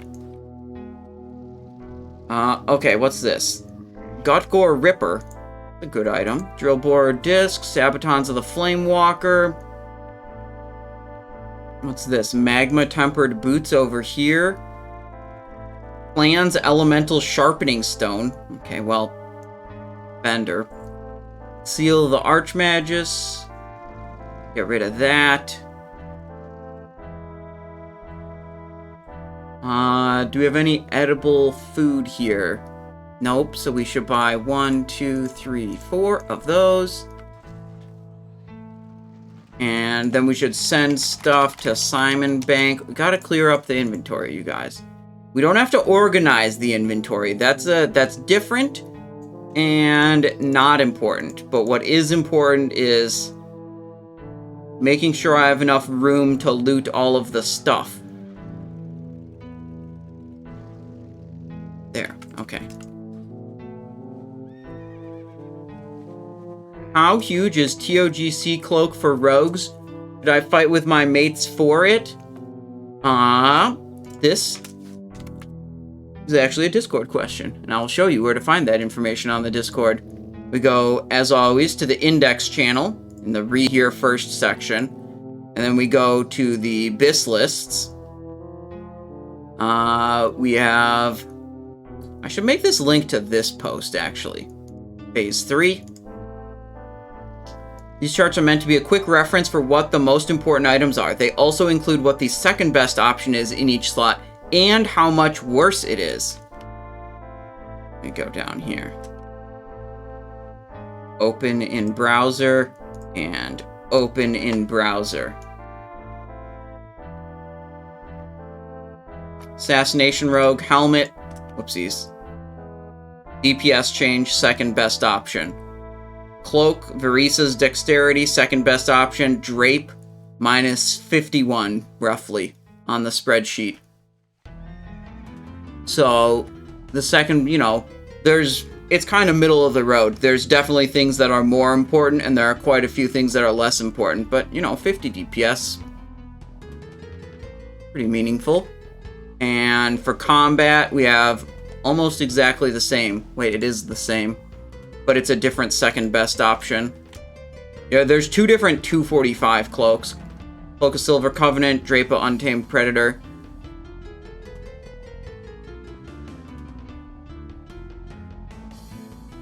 There you go.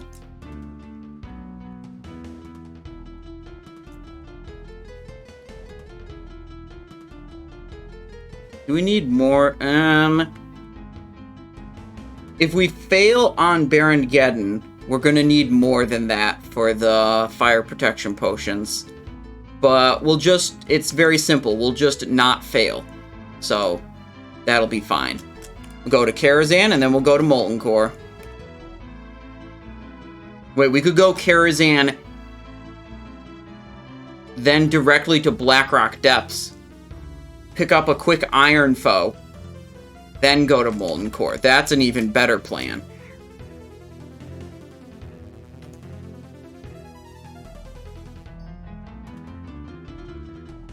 I'll move some of this inventory stuff around.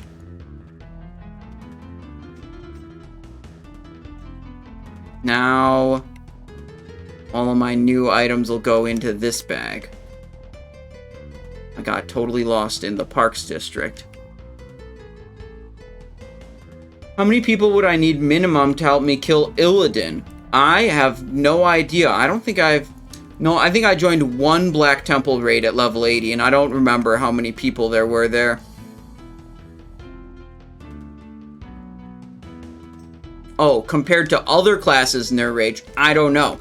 I'm not an expert in other classes.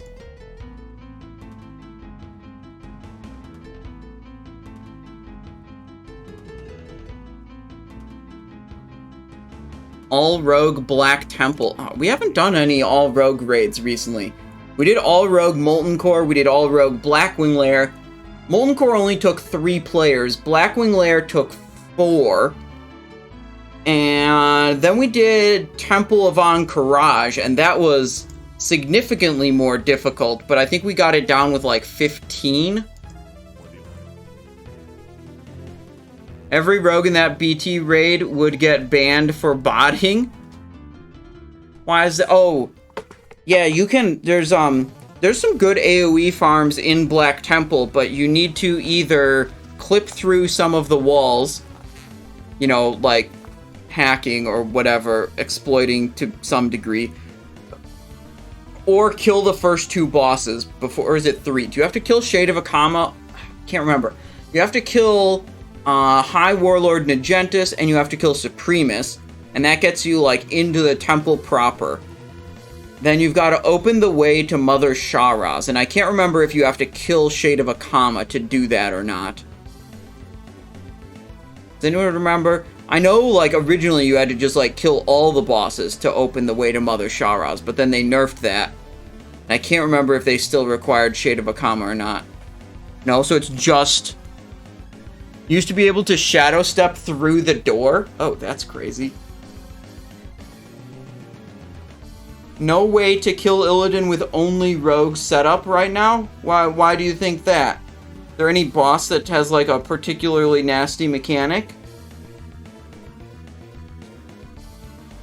I mean, the Illidari Council, what would you have to do there? I mean, there's a lot of raid damage, but I bet if you had 25 level 80 rogues in, like, Ulduar gear, you could probably just kill it, I would think. Yes, you need to kill Shade to go to Mother, says Katie. Okay, that's what I was thinking, but I wasn't too sure about that. Oh, we gotta put up the prediction for Fiery Warhorse.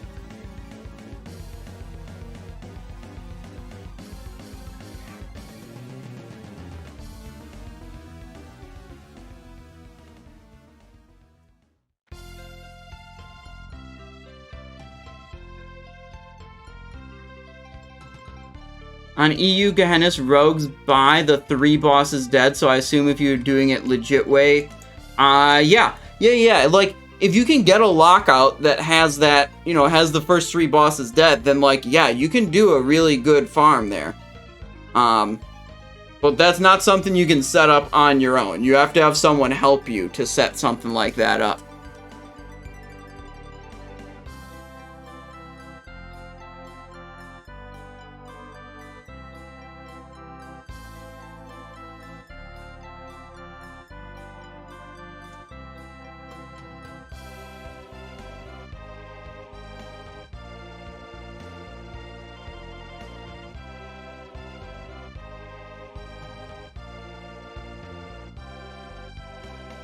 You can glitch through the walls with Elixir of Giant Growth and TBC boots, but reckon that could land you a juicy ban? Maybe. Maybe not. Who knows these days?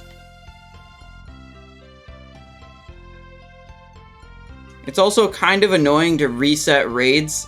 Like, you can't just, like, right-click your character thing and reset the raid.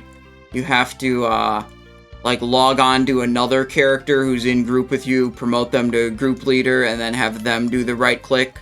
They have to not be saved to the current raid ID. So, like, resetting it is kind of a little bit more annoying, too.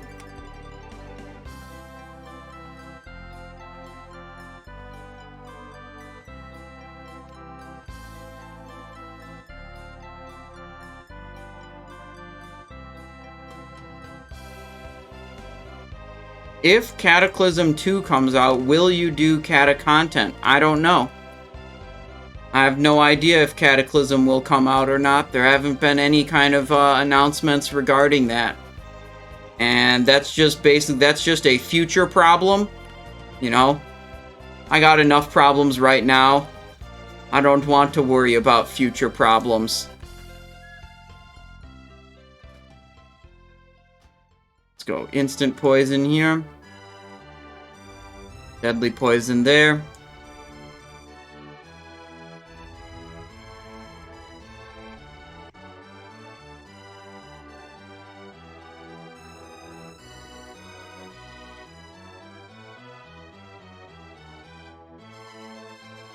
Mm-hmm.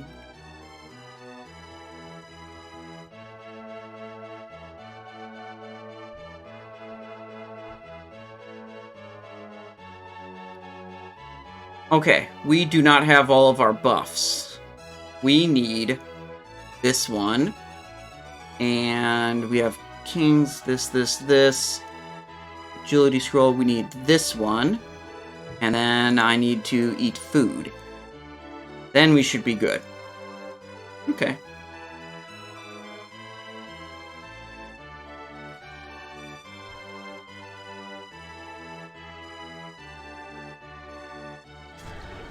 Boss time. Perhaps you would rather test yourselves against a more formidable opponent.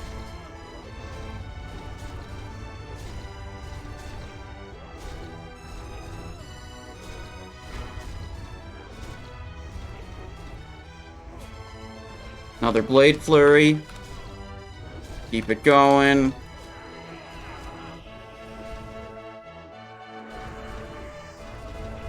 Cloak off the debuff they put on me. Come midnight, Tried to get a slice right at the end there, but I was too slow. Okay.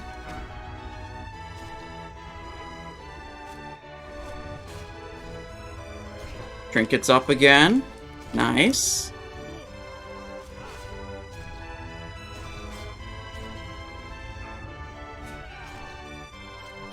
Oh, we got a Ghostly Strike. Oh, crap. Our health is kind of low. Oh, I didn't pre-potion an armor potion. Took a lot more damage. But, good enough. Still beat the boss. Easy, easy, easy, easy. Okay, second Ataman kill today. We didn't do it on Simon 3 on account of Simon 3 already has this mount. What are we thinking? 5%? There's only one doubter right now, okay? 4 believers amounting to 5% of the points. 1 doubter. Okay, now there's 2 doubters. Okay, there's a couple more doubters now. Alright, here, let's see it. Let's see it.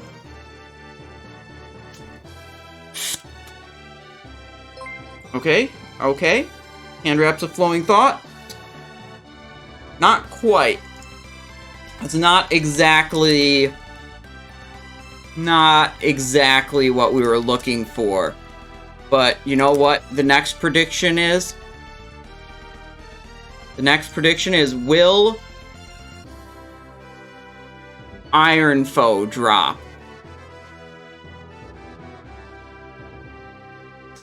And this item comes from Blackrock Depths. And we're doing it on this character because this is the only character who has Dire Breeze Remote to get there easily. Boom. We're in there. Predictions up for Iron Foe. Who's believing on Iron Foe today?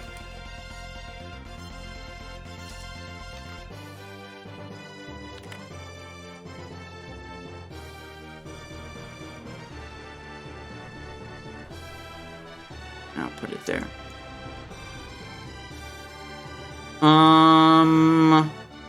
Obviously Warglaives are needed for this. Optimal, in fact, just because of how cool they look.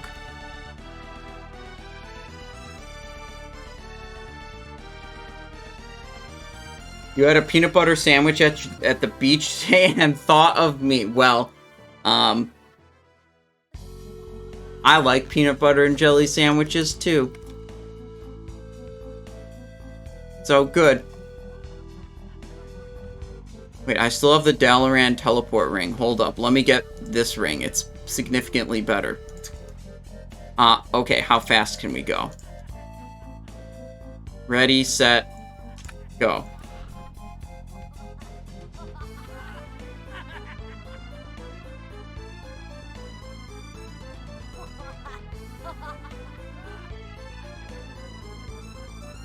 Pickpocket. Out of the spellbook, obviously. That's part of the speedrun rules. You have to do it out of the spellbook, or else it's not allowed. Part of the speedrun rules that I just made up right now.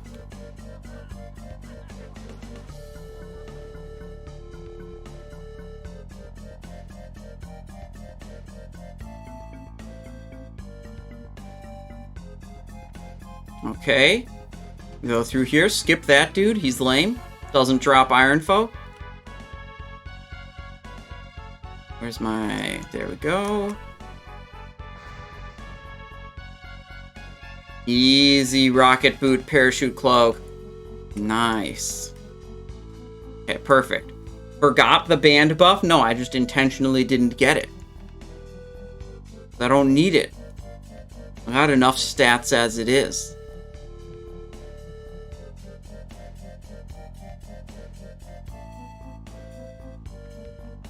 Okay. Looking for the red boys.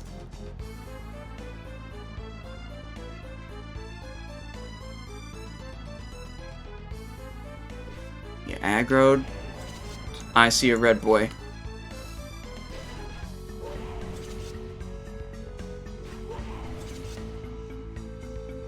Here's one.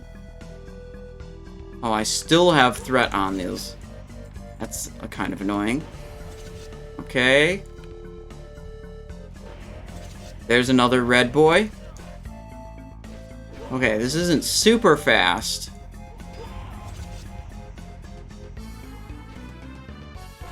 But we're making it there. Yeah, Lyceum, big slowdown here. Not a very fast Lyceum. Not bad, just kind of an average Lyceum speed, I would say. Gonna vanish. There. Then once I light that torch, I'll use my rocket boot or nitro boosts. And then to get to Magnus, and then after Magnus, I'll use Sprint to get to Emperor. I've done a sub 3 on this run before. This is not a sub 3. You have to go real fast through Lyceum to be able to get a sub 3.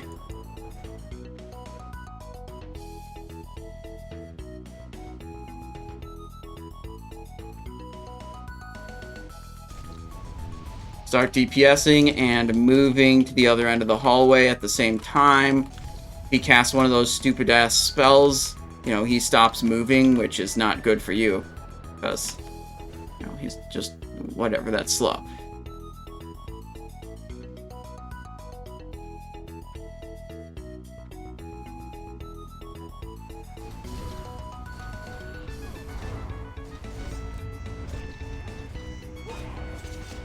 There we go. Go back here. Yeah, so that was like a 320 something. Just was a little slow to stop the timer.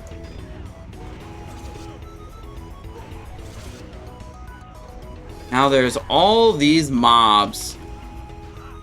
They're like upset that I attacked the Emperor. Like, whatever, man. I'm the new Emperor.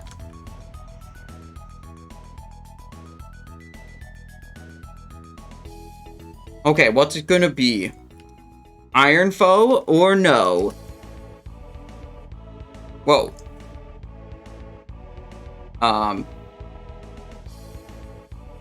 That's a bit, disproportionate. That's a lot of believers. You sure this is how you guys want to play this, chat? With, 75% believers? Yeah, that's what I thought. Wait. Perfect. Nice, in fact. I chose the exact right moment to close the prediction.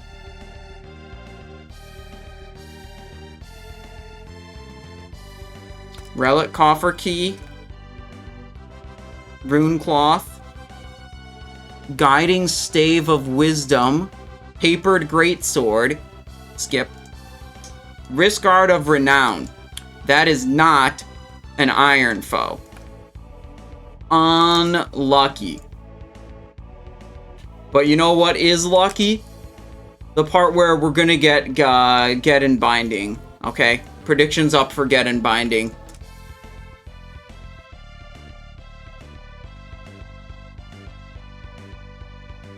Sip sap sup, how are people doing today? EU Hazard, how's it going? How's it going? Just chilling with some mount farms before we get into Old War 25 speedrun. gonna be done with these, like, mountain binding runs a little bit early. Basically, I didn't think this through. I did mountain binding runs on Sunday of last week also. Today's Tuesday of this week, which is, like, past the normal raid reset, but Zul'Gurub is not on the normal raid reset. It's on a 3-day reset. So I zoned into Zul'Gurub on one of my characters, walked all the way up to Raptor Boss, only to find out that I was still saved to Zul'Gurub from the last time I did that. So that was a little awkward.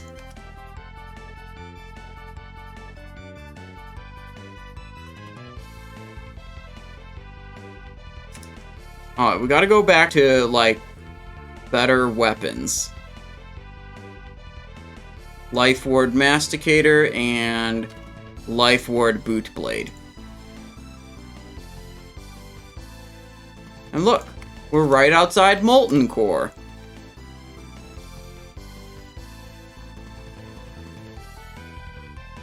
Easy.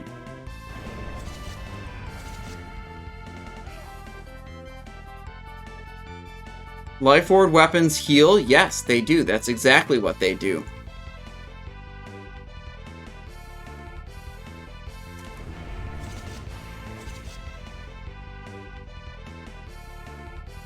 Oh, we have to be in a raid for that. Come on, let me in. Okay, not quite. There we go. Now we're in.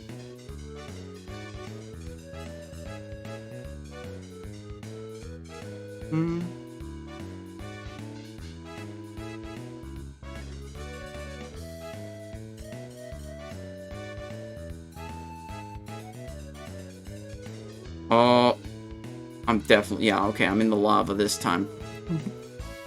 Oops. You can find all the macros used, all the add-ons, all the weak auras, all the talent specializations, and consumables being used. All that information's available for you on the Discord. You just go to the good old-fashioned, you know, either the index channel, or you can skip right ahead to the macro channel.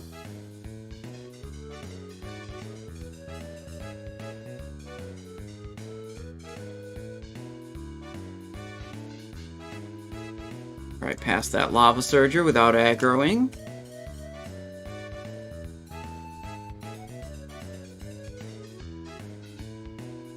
And we gotta re-stealth. Get past these guys. Looking out for the core hounds. Ancient core hound, they're called. Oh, yeah, that guy there. Gonna go around this way so he doesn't aggro me.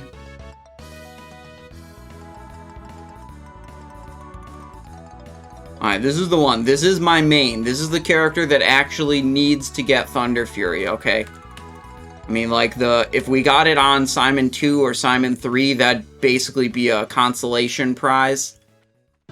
This is the main. This is the one that, you know, has everything. But not Thunderfury yet. But don't worry, we'll just get back-to-back bindings, and then go level Thunderfury. And then, see, not level, we have to do, like, the quest thing. And you know what would be even better about that is, like, then I wouldn't have to invent more content for the stream. Because, like, as soon as I get done with these mountain binding runs, dude, it's not going to be time for the Ulduar speed run immediately. I'm going to have to invent content. But, gosh, if we can just go kill Prince Thunderen because I got double bindings in my last Molten Core run of the day, you know, that could be good.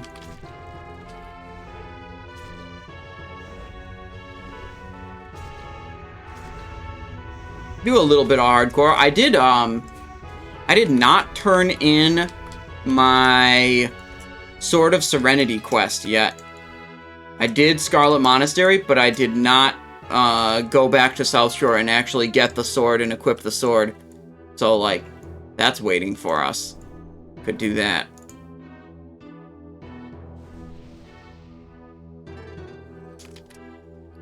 Oh, this is not going to be good. I'm not going to be full healed.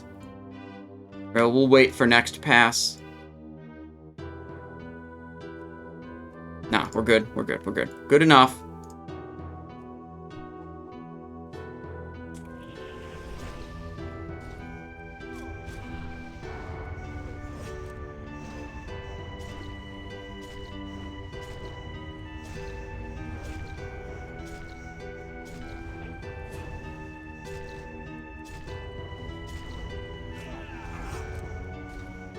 Run, run, run. Okay, we're good. Cloak.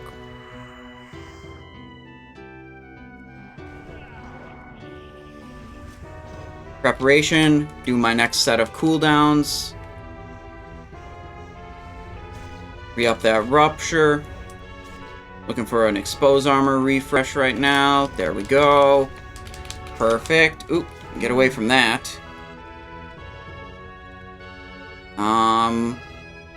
Gonna have to go back in really quickly. No, we took full damage from that one. Okay, just redo our potion. We're okay. Taking full damage from one living bomb is not the end of the world. Reduced damage on that one with a good effective use of Feint. Run out. Good Feint also. Get away from the Inferno. Boom. It popped up. No problem. Ghostly Strike again. Feint. Expose Armor. Big Rupture.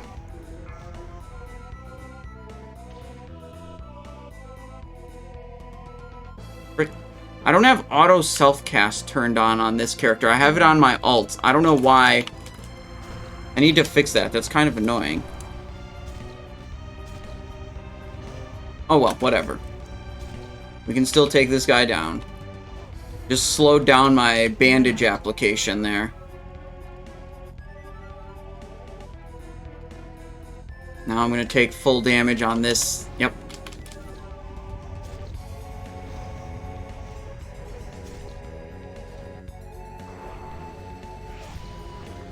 Run out. There we go. Is this going to kill me? No, I have 9,000 health. There's no way it kills me. Easy survive. Okay. No, I actually want auto self-cast because that's helpful for some other stuff. Self-cast. When this is enabled, friendly target spells that you cast while you have a non-friendly or no target will be automatic. Yeah, that's what I want. I like that option.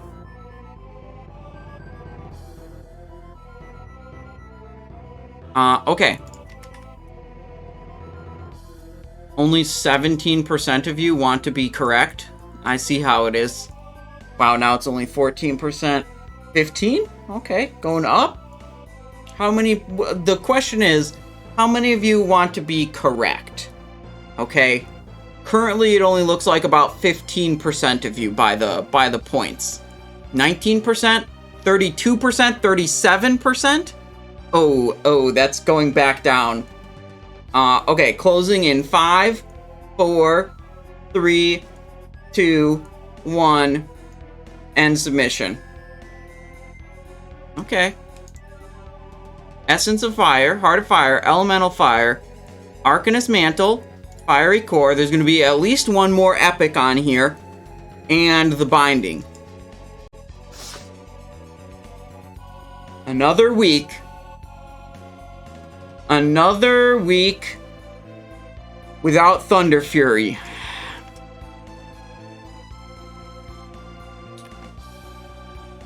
Bro, at this point, it's like, you guys know I'm invested in this. It's gonna be an insane pop-off when we finally get one. That's a no on the Get and Binding prediction. Start prediction. Gar Binding, yes, no. Okay, Gar Binding prediction is up. You never went for Thunderfury back in Classic. Yeah, so Thunderfury, if you're in any kind of reasonable guild ever, is not going to a rogue. That is an item for a warrior. Like, that's an Omega lol. Of course, I didn't get Thunderfury or pay attention to Thunderfury in Classic, because it's not, like, it's so obviously so much better to give that item to a warrior than it is to give it to a rogue. It's like, whenever I'd see a rogue with Thunderfury in Classic, I'd just be like, wow, this person plays with idiots. Like, think less of them. Or their team for being that stupid to give a Thunderfury to a rogue. That's my take.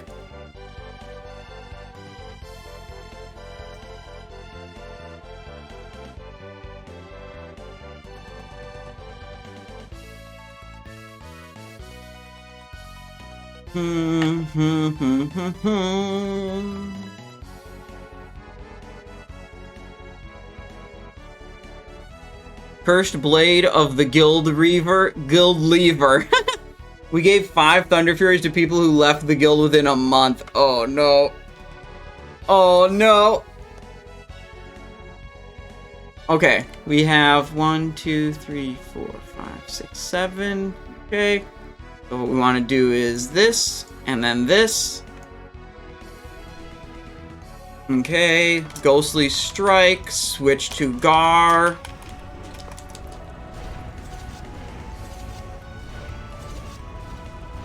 Got our back to the wall here.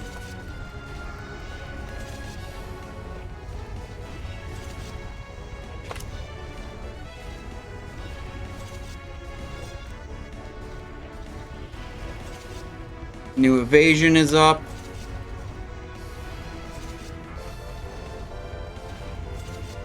Okay, Blade Flurry will finish off the last Firesworn. Now it's me and Gar. Should be good here. Still at full health. Repost. Ghostly Strike right as my evasion fades. It's not super good to overlap them. It's a little bit wasteful. Redo my agility scroll. Redo my Mark of the Wild. Could definitely make a weak aura that has like a pop-up reminder whenever those get dispelled. That'd be way easier than looking at my buff bar, but you know what? I can get by like this.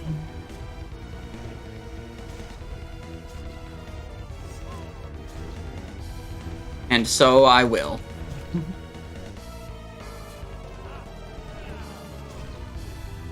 Bring back my kings. Do another Ghostly Strike. Refresh Slice and Dice. 15 seconds on my potion. Buffy, Buffy, Buffy. We need this one. Redo Rupture. This is coming into the end here. It's almost over. Got him. Easy, easy, easy. What does the Pog-O-meter measure? Signisot. I actually never get tired of answering this one, because this one, the Pog-O-meter activates only during boss encounters, and it measures if your critical strike RNG is above or below average. When the Pog-O-meter needle is right in the middle and it's at 500, that's average. If it goes to the right and reads above 500, you're getting above average critical strike RNG. So it provides you literally zero information that is useful for making gameplay decisions. It just tells you if you're popping off and getting lucky or not. Okay, prediction on this binding. Gar binding submissions are open. 37 to 63. I'll take it. No, don't go any lower, you guys. Come on now. Essence of Earth. Deep Rock Salt, Core of Earth. Night Slayer. That's a good sign. Night Slayer is pretty good.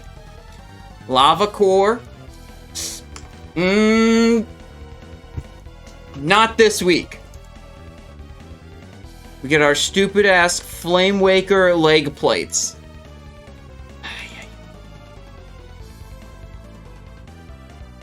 We now have 16 victories against Gar logged on this character. I think we're at 9 on the 2 alts. We are actually unlucky. Let's see, if you assume 4% drop, it's between 3 and 4% are the numbers I've seen. If we assume a 3% drop rate, the rarer drop rate, we go 0.97 raised to the, we have 18 kills per character times 3 characters. I just put in 18 times 3 instead of trying to do that in my head. The chance to have not seen a single binding after this many kills is 19%. If it is if you treat it as a 4% drop rate, and we just take our last 9 weeks, the chance to have not seen a binding is only 11%. It's incredibly, I mean, we're actually in the turbo unlucky phase of this at this point. It's not just me complaining anymore. It's actually, wait, what the fuck? Wait, this guy's got some dank weapons. Hang on. I looked at those, I thought they were dank. Are they in fact dank? I saw this, and at first I thought this guy was a noob, because it's Hate Strike. But the other one is the correct weapon. This is the correct weapon. This is the Gressel Dawn of Ruin. Wait, come here, Mr. Burger. Hold on. We gotta go to the bank. What are the bindings for? Asked Bilbo. The bindings are used to make the legendary sword Thunderfury, Blessed Blade of the Windseeker. Which is not really for anything other than flexing in town. But yeah. There. And my Gressel. There we go. Wait, did that guy follow me or no? I was trying to flex up with my full tier 3 and Gressel. Ah, there he is.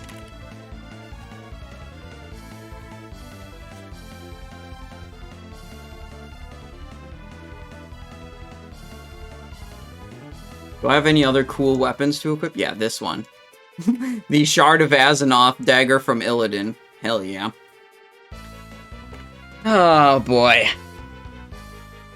Another week of nothing good out of our solo runs.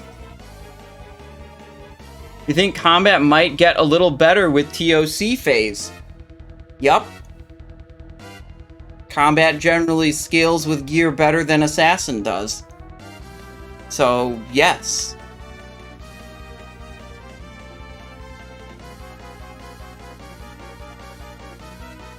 Getting Fellstriker on my first run, my rogue guild leader at the time was so miffed. They were at 100 kills with no multi-kill runs. I felt bad and helped them farm it. Awesome.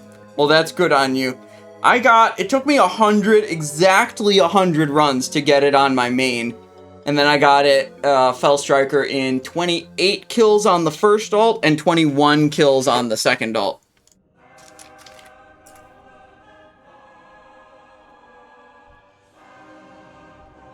Okay, we gotta go to a vendor, get rid of some of the crap in our inventory. Oh, here, look. This guy's got the sword equipped. This is the sword we're trying to get. Thunderfury, Blessed Blade of the Windseeker. Did you get Thunderfury? You know what? I'm feeling spicy. We're gonna do one more run. Okay?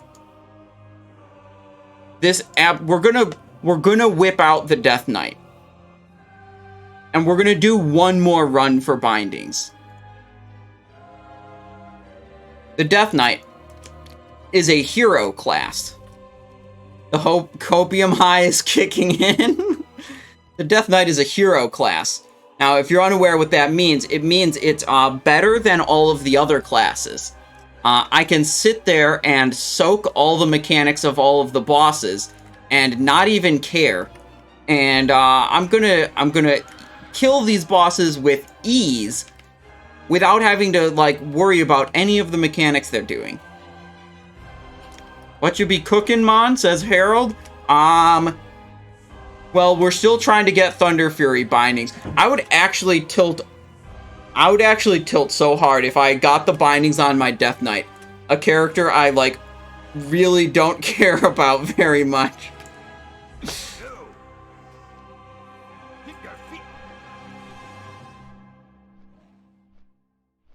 Are you gonna flip the table if you get both on this? Well, I mean, if I get a binding, it's gonna be hype either way. Hi, Simon. I think this is your least favorite topic, but can you explain to the chat what armor penetration does for melee damage dealers? Yeah, it makes you deal more damage because it makes the enemy's armor reduce your physical damage less. That's what it does. That's not hard to explain. Double Gressel Flexor over here. Love your stuff. Oh, wait, you have double? I mean, look, are you counting Hate Strike as double Gressel? Because that doesn't count, Burger. There's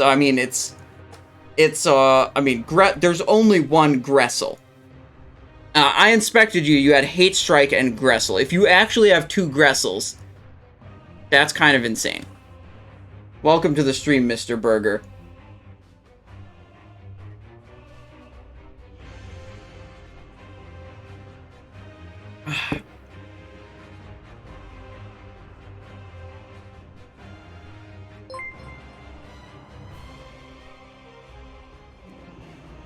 Acurus Death Charger, okie dokie.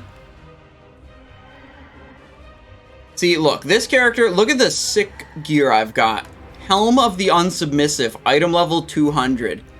Favor of the Dragon Queen, item level 226. 4-piece Valorous Scourgeborn. These are all item level 213. Stylish Power Cape. Look at this sick gear score, 4,187. Crazy. Stylish Power Cape. My only item from Ulduar. From Phase 2 entirely. Not even fully gemmed? What do you mean? Gem. Did I miss a gem slot somewhere? I think I have gems in all my... I have a budget enchant on the bracers. Gem. Yeah, I've actually got gems on. Wait, why do I have... Oh, that's definitely not the right gem. I had that one on because I was trying to snapshot better gargoyles back when that worked, and then I just never changed the gem again.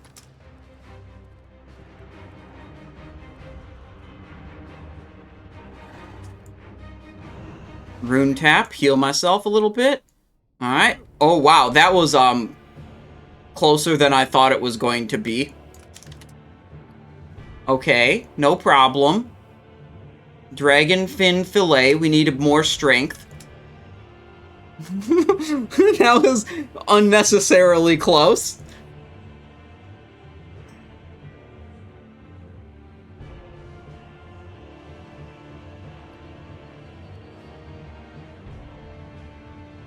Hero class almost done in by gravity. Yep. Oh, also, look, I have a better weapon. This mace is, like, way better than the Skullclad Cleaver.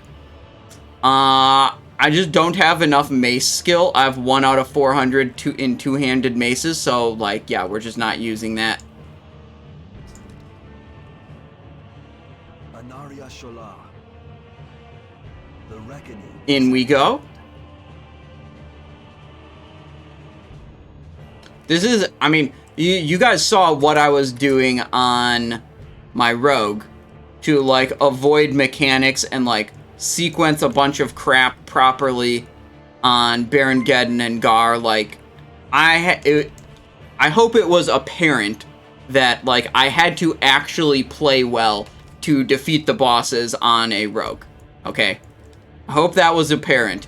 And you're gonna see, you know, how much different it is on a Death Knight, where, you know, that's not true. Even the slightest. If we nitro boost here, we should be able to get past that guy without him aggroing. Pretty good.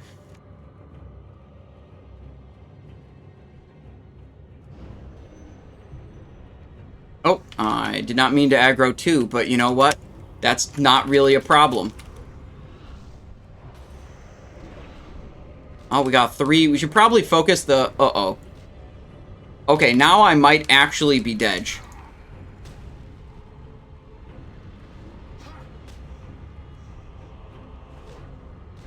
Let's do that. Do this.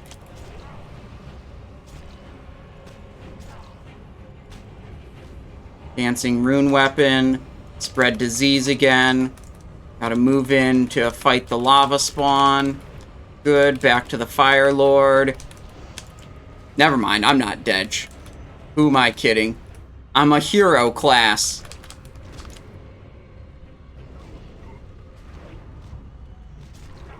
If I died in Molten Core on a hero class, I'd actually file for a refund for my for the game, because that's like not what was advertised.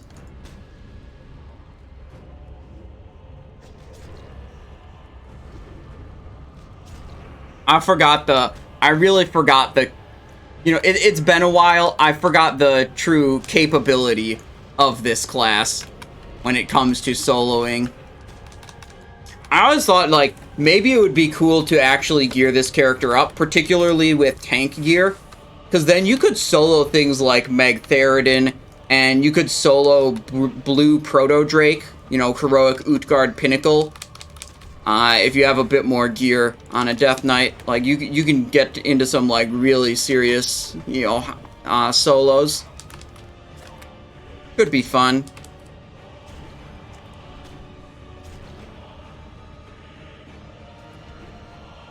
Yeah, basically, the only thing that could have killed me there is if I didn't focus fire the, lava spawns and they started multiplying. I think that could have caused problems, but you know what? I know how to focus, you know, I'm a, you know, actually good player. You know, I know what lava spawns do. I know how to focus the lava spawn. I know how to switch target to a lava spawn. Some people don't know how to do that, and it's just like, I understand this game is very difficult for some people, and they can't manage a mechanic like that. But not me. Not difficult for me.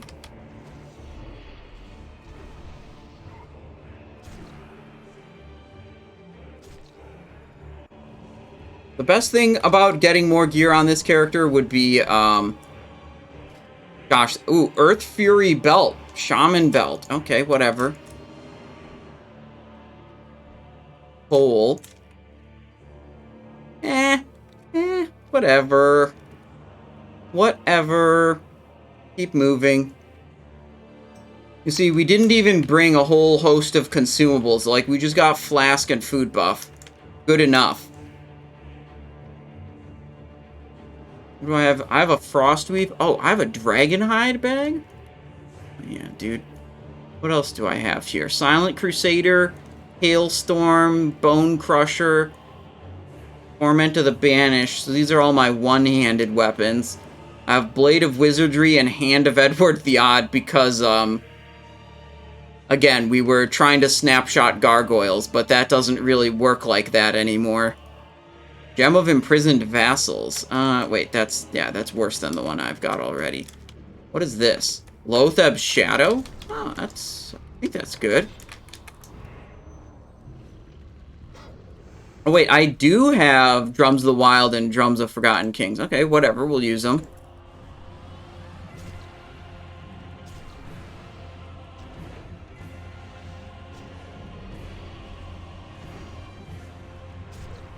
Where's the Lava Surger?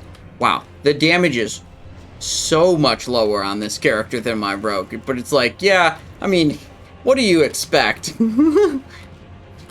This character has item level 212, and my rogues are like, you know, 240, 245. They've got significantly more gear than this guy. Where's the Lava Surger even? Well, if Baron Geddon gets here first, yeah, you know what we're gonna do? we're just gonna pull the Surger and then pull Geddon also.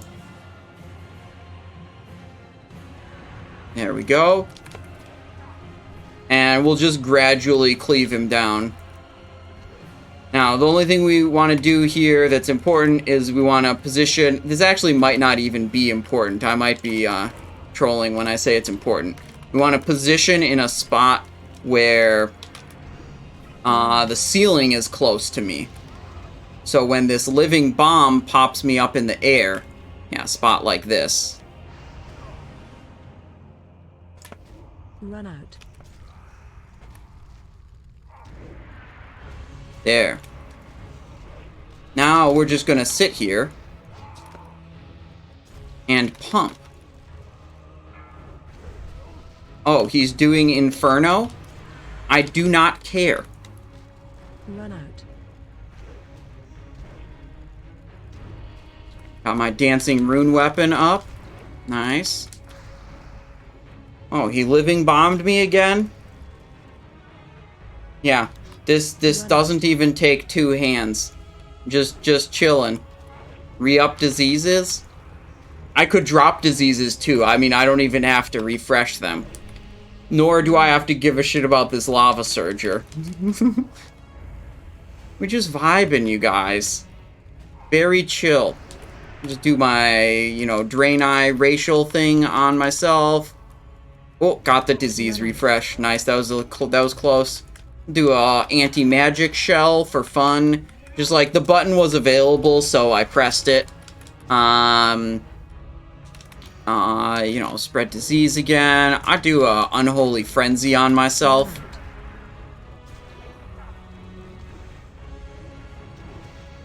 Do a little bit more damage with that unholy frenzy. We've got, what's it looking like? 10 seconds left on dancing rune weapon. Okay, so we'll be able to do that again soon. If I ever get 60 runic power, which I don't usually, because I just trigger rune strike over and over and over again. Which kind of hurts the whole saving up to 60 runic power situation. There, that should do it. I just did a anti-magic shell. That gives you runic power back. You know, it wasn't good enough of an ability for it to just, like, negate application of debuffs and absorb magic damage. It had to also, on top of those 2 powerful effects on a 45-second cooldown, it is 45-second, yeah, 45-second cooldown, it also had to give you back resource. Otherwise, it just wasn't good enough to be a Death Knight ability. Again, hero class, it's just a different standard that we deal with here. Okay. Like, it's just not the same as what you can expect for abilities of other classes. Run out.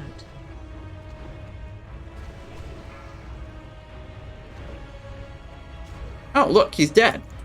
And that lava surger didn't matter either. Okay, who's believing, who's doubting? Not actually very many points on the line. What the hell's going on, you guys? 1.3 versus 7? Dude, most of these predictions have like 100,000 points riding on them. Mostly because the doubters have all the points, and they just perpetually doubt with their entire wallet of points. Oh, we're stopping it right there. That's the highest belief percentage I've ever seen on a binding prediction. I'm not going to let you guys doubt anymore. Gotcha. Okay, Surger, nothing. Baron Geddon, Essence of Fire. Seal of the Archmagus, Fiery Core. Nope. Nope. Nope, nope, nope, nope, nope, nope. Okay, that's also a nope on the Geddon binding prediction. But now we can just go to the Gar prediction. Gar binding prediction. Here we go. Oh yeah, this guy's got engineering. I think this is my character that can make the shield. Yeah, one of the times I used to solo... Before I figured out that you could solo this on rogues, I was soloing it on Death Knight every week. And I got the Force Reactive Disc pattern on this character. It's a pretty bonkers shield. When the shield blocks, it releases an electrical charge that damages all nearby enemies. This also has a chance of damaging the shield. This is my favorite shield in the whole game. You better believe I was tanking Hyjal on my Protection Paladin with 2 force reactive discs in my inventory. Okay, we looking at Gar now.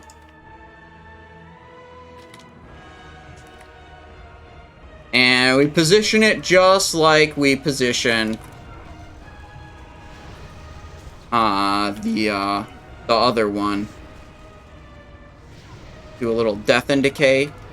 For good measure, I guess. Or whatever.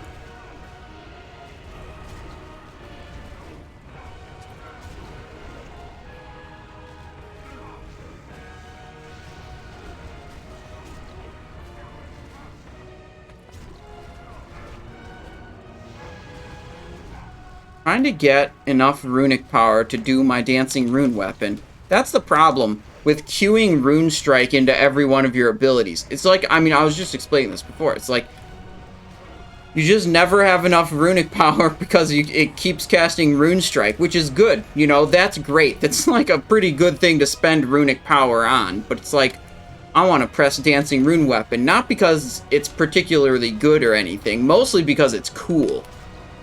There we go, we got enough runic power all at once. Okay. So we can do that, and then we do Empower Rune Weapon to reset all of those. And we do that again, and then we do that. Okay. I'm gonna do another Death and Decay. Boom.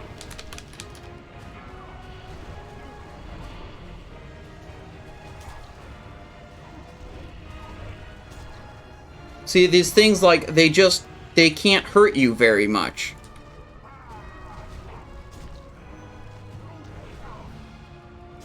They just can't.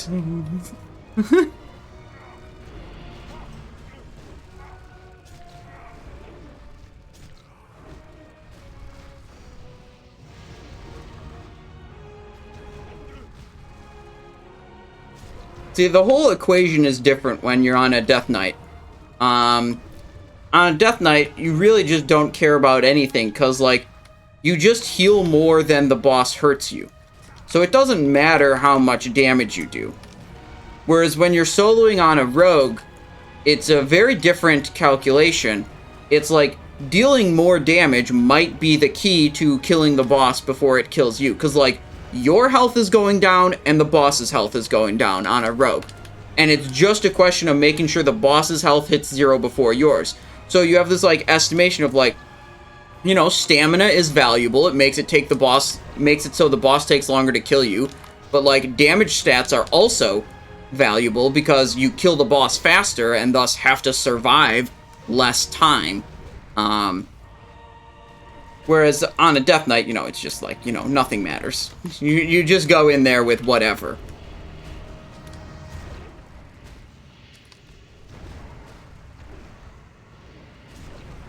But, you know, not really caring about your damage output results in fairly slow kills like this.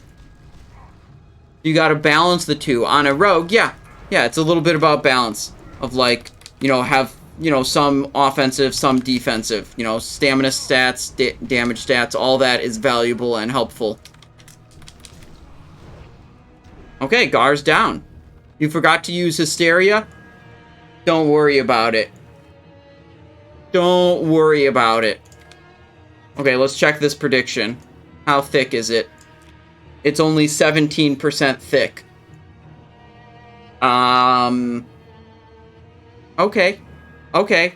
I get it. We can't have, you know, 79% believers on every single prediction. That would be ridiculous.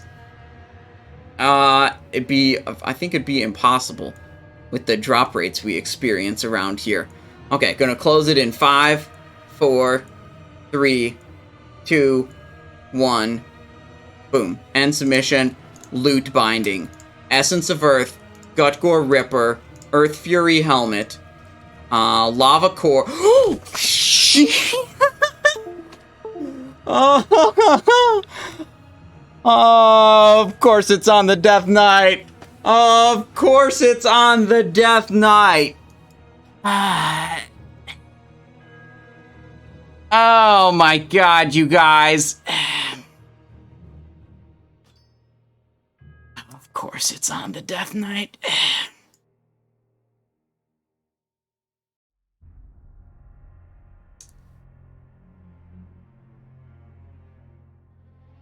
So we're gonna go back to never playing this character again, right? Just like pretend like it didn't happen.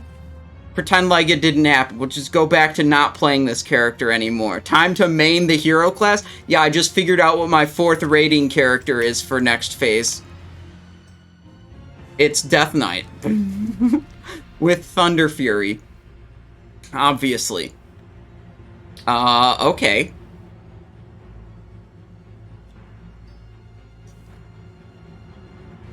I guess we got one. The Death Knight has 17 total victories against Gar.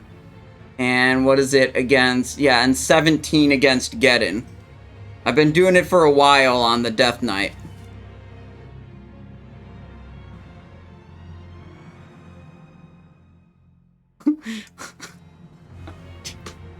I wanted this on the rogues.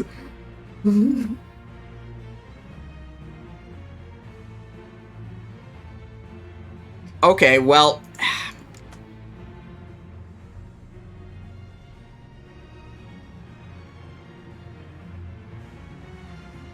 Just delete it now so you don't have to go on the DK anymore. Oh. Let's just get a different hat anyways. Yeah, just go to this one.